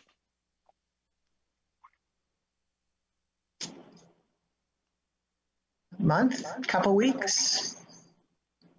You probably need a little more time because it's the integration of both all the things we talked about at this meeting, as well as all of the things that you talked about at your other meetings there, dealing with the regional partnerships, the countywide partnerships, and the coordination of services, and the overall recommendation for the overall recommendation for resources on this one. So I would expect to come back after the end of the year. I would What take a staff time does the recommendation staff for need? time. What does staff think? Mark, will we talk about this on our debrief later this week or not? Yeah, and I think at that point, we can establish a reasonable schedule, and then we can convey that back to the council. Let's do that. So, Great. okay, next council meeting, you'll come back with your schedule. Yes. All right. Very good. So with that, I agree with the motion and the second with the modification that you come back with a schedule at the next staff meeting. Okay. And can we provide, After the staff meeting. and can we provide that as a memo to the full council on that one? You have a pretty full council the next. That works. That'll work. Okay. Roll call, please. Councilmember Monroe, Aye. Councilmember Coomer, Aye. Councilmember Carling, Aye. Vice Mayor Warner, Aye. Mayor Marchand. Aye. All right. Thank you very much. Let's see. Moving on to 6.07. This Mr. Mayor? is, yes. Mr. Mayor, if I may, this is your City Attorney, Jason Alcala. We are now past 11 p.m. So in order to proceed, you can still proceed, but you have to take a vote of the council to take up your remaining agenda items. Okay. We have 2 agenda items left. We have 6.07 and the report out matters. So do we need a motion? No, I don't need a motion for that. Let's poll the council. Shall we move it? Mr. Mayor, the rules at this point, the rules of procedure do require a vote of the council to proceed past 11 o'clock. Right. So, but I don't need a motion. I can just call for the vote, correct? Well, can we at least have a, it's another 2 hours of elapsed. How long are we expecting to go past 11? Well, Doug has 50 slides. So I have to tell you frankly, and ask the city manager, but Doug does a great job on the CAFR. It's really important, and I would like to do it justice. So if it's not essential that we cover it tonight, but we can do it when we're fresh, and I would suggest that, frankly.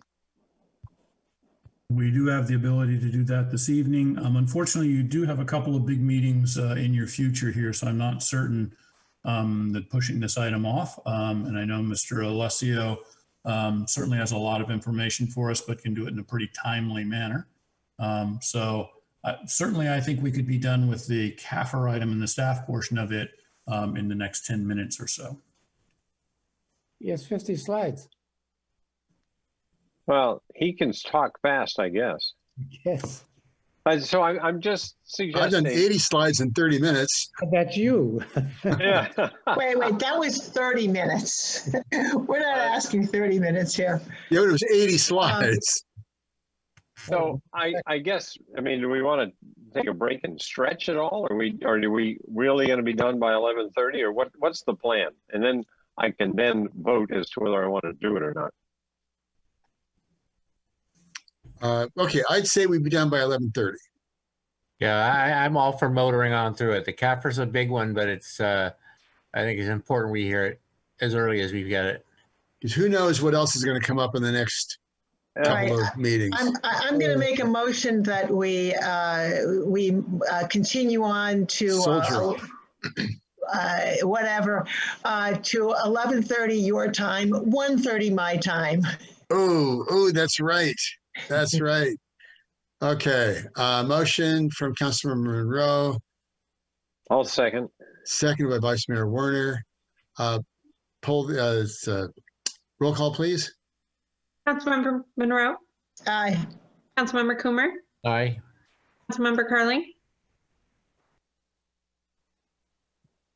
Councilmember Carling, You're on mute. Aye. Vice Mayor Warner, Aye. Mayor Marchand. Aye. Okay, moving right along here. Let's see, we have the,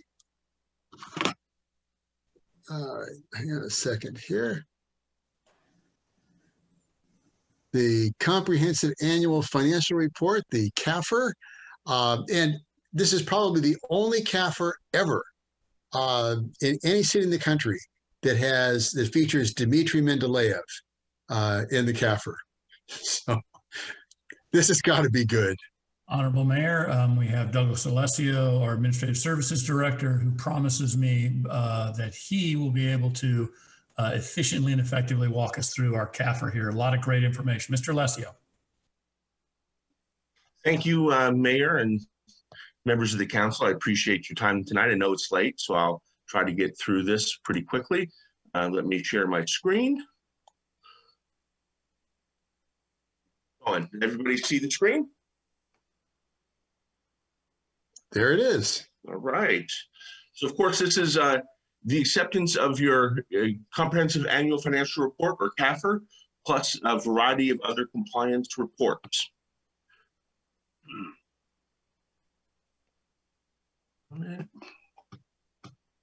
Right. So these are audited financial results for the fiscal year ended June 30th, 2020.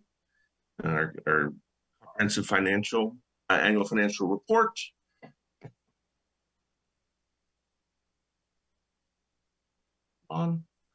It's being a little touchy. I apologize. My page down is not quite working. So one of the hallmarks of excellent financial reporting is accuracy, consistency, and timeliness. So we have an unmodified audit opinion, which is the good kind. That's what you strive to achieve. And it's actually dated September 30th, 2020, within 3 months of the close for our fiscal year, which is, I believe, probably one of the first CAFRs issued in the state of California.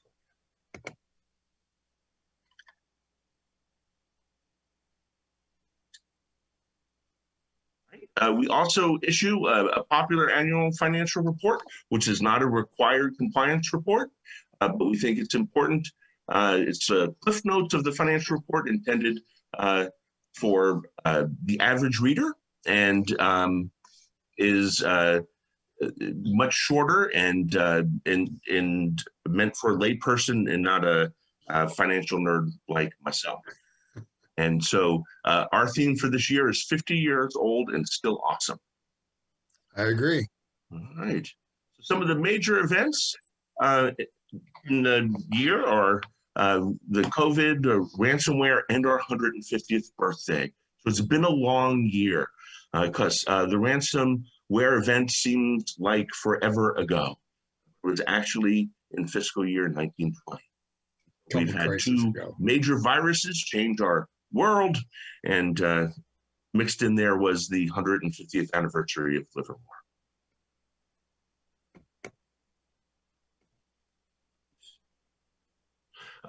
Of course, I always talk about how long the economic expansion had been going on. It has, of course, come to an end, but it was a pretty good record run, 128 months.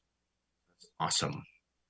All right, so the next slide shows government-wide net position. So usually I focus on the general fund, but government-wide is, of course, a consolidated financial statement of all of the city's funds. We have about 128 some odd funds. So to give you an idea of the 5-year progression, our total net position has been growing.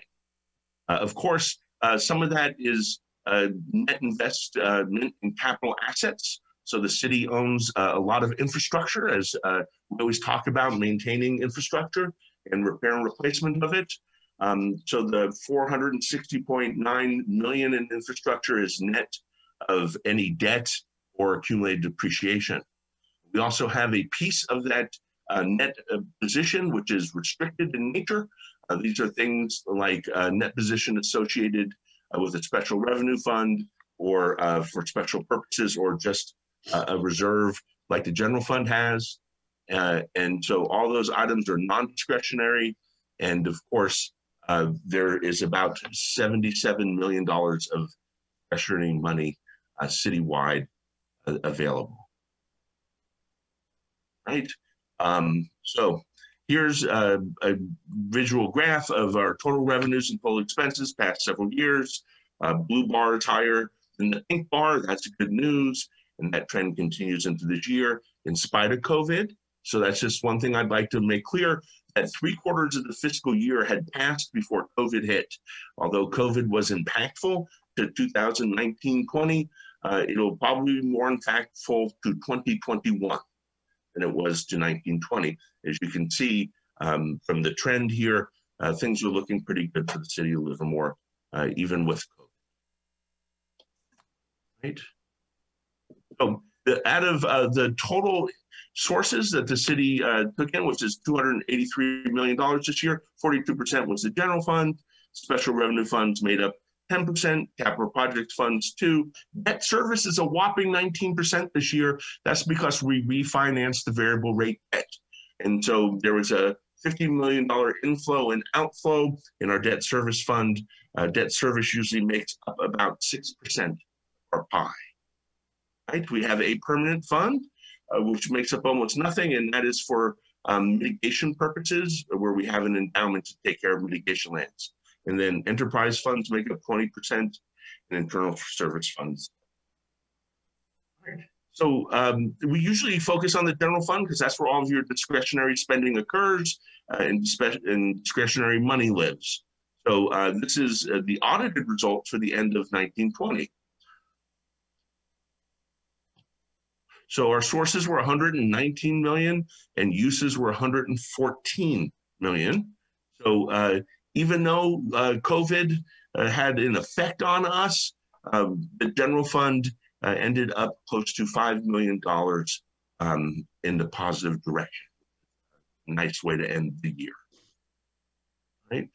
So you guys are familiar. This is our revenues over the course of the past, I don't know, what is that, 17, 18 years? And then, apologize because this is a little touchy. Yeah, it's, sorry. Oh, I'll just go here. So you'll see that right now, because we're in the positive, because our revenues are exceeding our expenditures. If you look at the trend analysis lines, our expenditures are actually exceeding our revenue trend for the past 17 years. So that's an interesting position to be in, and it's just a point of caution towards the future. So you see that expenditures are coming down to meet the trend line, but it's an interesting anomaly that's worth noting. So the general fund budget versus actual, our final budget operating transfers in total sources. We actually ended up 2.3 to the positive on the income side. And then operating expenditures. So up top, a positive number is a good thing. Down below, a negative number is a good thing. So we did pretty good operating expenditures, 1.4 million to the good. CIP, we almost spent the whole 5 million. That was excellent. Transfers out. We transferred out a little bit more than we had expected, relating to the higher debt service for the debt service payment, moving to fixed. And total uses was 2.1, which means our excess for the year was 4.4 in the general fund. So pretty exciting news. In spite of COVID, our general fund is very healthy, right? So general fund uses by category, 51% is personnel related. That's salaries, plus employment costs, pensions, healthcare, payroll taxes, and the like. Then we have a significant portion that's supplies and services. So usually you would hear me say personnel makes up about 75% of our expenses. This is the second year now we've issued separate financial statements for the fire department. So in the city's financial statements, the fire department shows up as a supply and service expenditure. Okay, so if you were to take a portion of that relates to personnel, our ratio would be about 75% personnel. But because the fire department issues its own set of financial statements now, and our contribution to it shows up as a supply and service, our numbers look slightly different than they have historically. But if you were to sort of reverse engineer it, we would spend about 75 cents out of every dollar on people. Of course, we spend about 4% on capital improvement, and then transfers out. So for 1920 budget versus actual, personnel expenditures, we came in a little bit under budget. For supplemental, which is the benefits and pension and whatnot, we came in a little under budget. Supplies and services, we are a little over budget. So that has to do with taking some of the savings we had and making sure we funded some money into our IT internal service fund and our facilities repair and replacement fund, or FERP, for things like air conditioning upgrade because of COVID for the coming year, and to help support a new cybersecurity program in the IT internal service funds. Supplies and services are a little bit higher than anticipated. Capital outlay in the general fund is almost non-existent. That's when we might buy things like copiers or other things, but rarely do we make capital outlay out of the general fund. Capital improvement, again, we were almost at budget, which is terrific. And then transfers, we were a tiny bit over budget. Again, that was as a debt service. So then major categories by expense in the general, by category general fund, property tax is our biggest revenue source, followed by sales tax. Of course, those were neck and neck for a number of years. Property taxes are going to do fine in the COVID era. Sales tax, of course, we took a hit. So that's why you're seeing that property tax has some separation here. Usually they're about equal. All other taxes make about 14% of our income. So total taxes is about 73% of our general fund portfolio or taxes. And then we have intergovernmental revenue, use of money and property, charges for current services, licenses and permits and transfers in. That's what your sources in your general fund look like. And by the way, other taxes are franchise tax, business license tax, and then other miscellaneous taxes. So basically, if you take a close look at this for its budget, you'll see property tax exceeded our budget estimate by $1.9 million. Sales tax, we made some adjustments in May because of COVID, and it looks like our estimate was pretty darn good because we were only about $100,000 off. And our other estimates turned out pretty good. The one place where we came up short was transfers in. We were expecting some reimbursement from FEMA for the flood damage from a couple years ago. That hasn't quite come in yet. So we ended up $2.3 million better than budget in our sources category. So you can see our property tax revenue is strong and continues to trend upward. So all that looks normal. Here is taxable sales for just the April through June quarter for the past several years, and that's what COVID did. So everyone always asks, what's the impact of COVID on our community? These are taxable sales that occurred in our community, and you can see because of COVID, the April through June quarter dipped to 464 million of taxable sales. Boy, we haven't seen that number since around 2010. Okay, so luckily it was only one quarter of the year. So and we always say that sales tax is much more aligned with what's going on in the economy, where property tax is more stable and takes a bit to move the needle. And of course, you can see right away with the sales tax that we're seeing this dip because of COVID. Just one quarter of a year getting hit with this thing. So next year, I think we're going to see a bigger impact than we did this year. So transient occupancy tax, the other revenue source for 1920, we thought would be impacted pretty highly, was. And so we've dropped down to 2015-16 revenue levels with transient occupancy tax. Realize that's with more hotel rooms than we've had ever, and the significant fall off because of COVID. So those are your two biggest COVID impacts, are your sales tax and your transient occupancy. The general fund reserves. We have the non-spendable portion. These are in the form of loans from the general fund to other things. So the general fund has an asset, a loan receivable, but you can't spend a loan receivable until it's paid back to you. So that's what non-spendable means. We have our 15% committed reserve. We have our 13.5 assigned reserve. We have the 1.5 unassigned reserve. And then we have the infrastructure component. There were a couple years where we had assigned for CIP or for flood damages. That hasn't been the case for the past 3 years. And then we have the excess unassigned available for projects like downtown and other capital improvements that might need to be made throughout the city. So this is a table representation to give you an idea. You have the committed, which is intended to offset if we have a major catastrophe that permanently lowers your taxable base. We have the sign for economic uncertainty of 13, and we've met that requirement.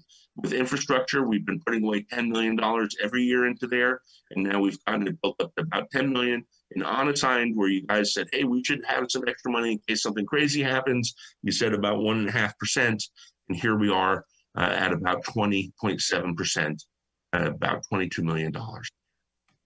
And so what does that look like compared to last year? It looks like we grew by about $8 million in our general fund, in our reserve. So that's a wonderful place to be, considering all that's happening in the world. So really quickly, just the first quarter of this year, the original budget adopted way back in 2 years ago showed we thought we'd lose $3.5 million. The budget that we updated in June showed about $13.5 million.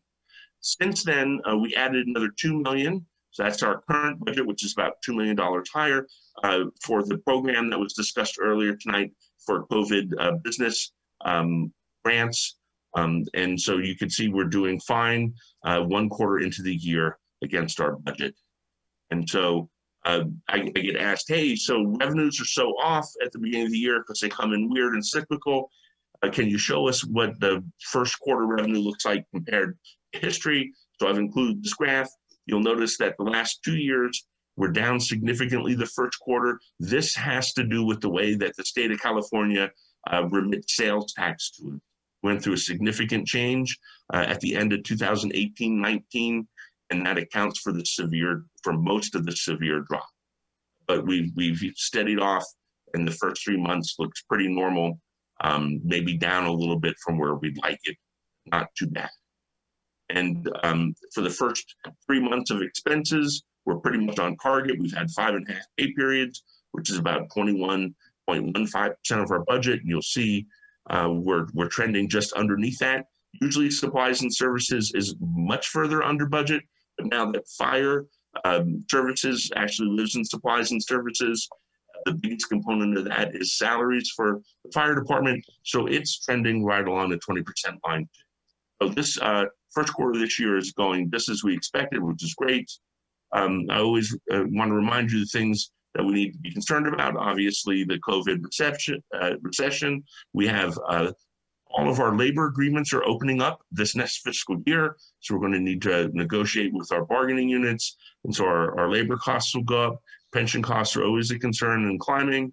We have stormwater mandates and, of course, infrastructure. The last piece of the presentation each year is about our host community impact fee. So before I talk about that, if you guys have any questions about how the city's doing, ask away, or I'll launch right into this. I know we're late here and everyone wants to get through this, but if you have questions about what happened with the city this year, now would be a great time, or I'll launch into this special revenue fund and the reason for a reserve policy here and what's going on. All right. Any questions? Right. I've got one, and that's we look at the amount of reserves we have, and I think the reason we're building that up is so we could build the downtown, right? So that's not something that people should be looking at as money to be spent. That's correct? Yes, that money should be spent on acquiring one-time things like capital investment, whether it's replacing assets or building something new. Like, well, I mean, I'm just trying to get right to it. We've got 2 parking garages that are critical to finishing the downtown, and that will burn up most of it, right? Yes. That and more than you have in that excess amount. So you are correct. We have been saving for that purpose. and you have essentially saved part of the money that you need for that. Yeah, I just want to make it clear that's, because if you, as presented, it looks like a big pot of money, but it's not compared to us finishing our downtown. That is correct. So host community impact fee, we call it HCIF, is a tipping fee paid at the dumps that gets back to the city for several purposes. There's a HCIF fee that goes to open space acquisition. There's a HCIF fee that goes towards recycling programs, and there's a HCIF fee that comes back to the city intended for cultural arts enhancement. And so it is this revenue stream that we use to pay back the debt that is outstanding on the Bankhead Theater. So back when we went through acquiring the Bankhead from the Bank of New York in a multi-party deal, you all had the foresight to develop a reserve policy, and the reserve policy requires an annual update. The policy objective is basically to observe the city's financial flexibility throughout the term of the financing, to mitigate potential revenue shortfalls, and to fund maintenance, repair, and replacement costs for structural and mechanical building. So the good news here is we had a report that all of this was predicated on from a consulting firm called HFH that did a projection of revenues, and our actuals are outperforming their projection. You would expect that. We've been in the period of economic expansion up until the last 3 quarters of the fiscal year. And so their trend line is just that, a trend line. So you'd expect sometimes to be above it, sometimes to be below it. You see there was a point in here where we were below it, but it's nice that we're beating the estimate at this point. So that's good news. The other big news is that we refinanced the variable rate debt. So one of the concerns with the Bankhead financing is you had 2 big variables. You had, are the revenues going to come in? And then what will our debt service payment be because it's variable rate? And so for a number of years, that was very good experience for us, and we experienced very low interest rates. And historically so, we saw an opportunity for a couple reasons to refinance all of the city's debt, some of it fixed, some of it variable, into a low rate fixed instrument. That is the 2020 POPs. The Series A is specific to the Bankhead. There is $7.465 million outstanding. It has a true interest cost of a little bit over 2%, 2.27. The average coupon's 4. That's kind of unimportant, but it's worth noting. It matures in October of 2041, and the annual debt service varies. So what is interesting and important here is to understand we used to have this variable rate debt, and you see based on what's happening in the world, sometimes it can spike all the way up to 9%. But on average, we were cruising above 1%, but below 2%. Now, that's only the interest rate cost. When you have variable rate debt, you also have other costs that add to your true interest cost. That's a remarketing fee. It's a letter of credit fees. It's a monthly credit monitoring fee by Standard & Poor's. And every 4 years, you have to renew the letter of credit, and there's significant cost involved with that. So if you take those into account, the actual interest rate on the 214A was close to the fixed interest rate we currently have. So the nice part is that gives us stability for planning purposes. The other important thing here is we're trying to save for replacement of various building systems. You'll recall when we bought the Bankhead back, there was not a reserve. The building was 10 years old. So we're trying to do a catch-up of what should have been set aside, plus an average annual amount to set aside. What this says is hopefully our HCF fund has about 1.16 million in it. And so as you see, we're closing the gap. Last year, we're about $100,000 under our projected target. This year, we're closer to being funded, and we're only 65,000 short, and that gap is shrinking. So it's good news all abound here. And that is the end of the report. I'm glad you guys let me present this evening. I appreciate your time. Wow, a lot of great information. Thank you very much. The city's in a good place. I think that's very rare for a lot of cities. As I said, the League of California Cities expected that 90% of cities were going to be laying off staff in the post-COVID recession. 80% would be laying off public safety workers, police and fire. So thank you. We're in a really good place. So questions, Vice Mayor Warner? Oh, I just wanted to say thank you. You managed to get through all of that pretty quickly and clearly. Excellent. So you did it. I would just suggest, as I alluded to earlier, when you have that reserves, subtract the cost of the 2 parking garages from it, as to just make it clear to people, especially in the popular version of the report or stuff we have.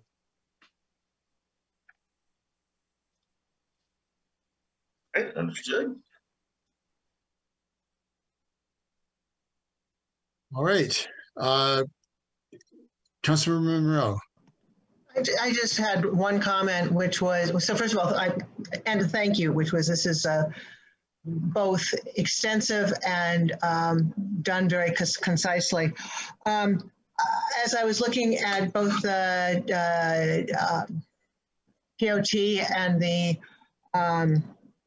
the sales tax, I noticed, I mean, yeah, there's the effect of COVID right there. But what I was thinking about was also that's the sales tax that we don't have. That's 10% or more or less of what is the loss to the business owners. So that was very sobering.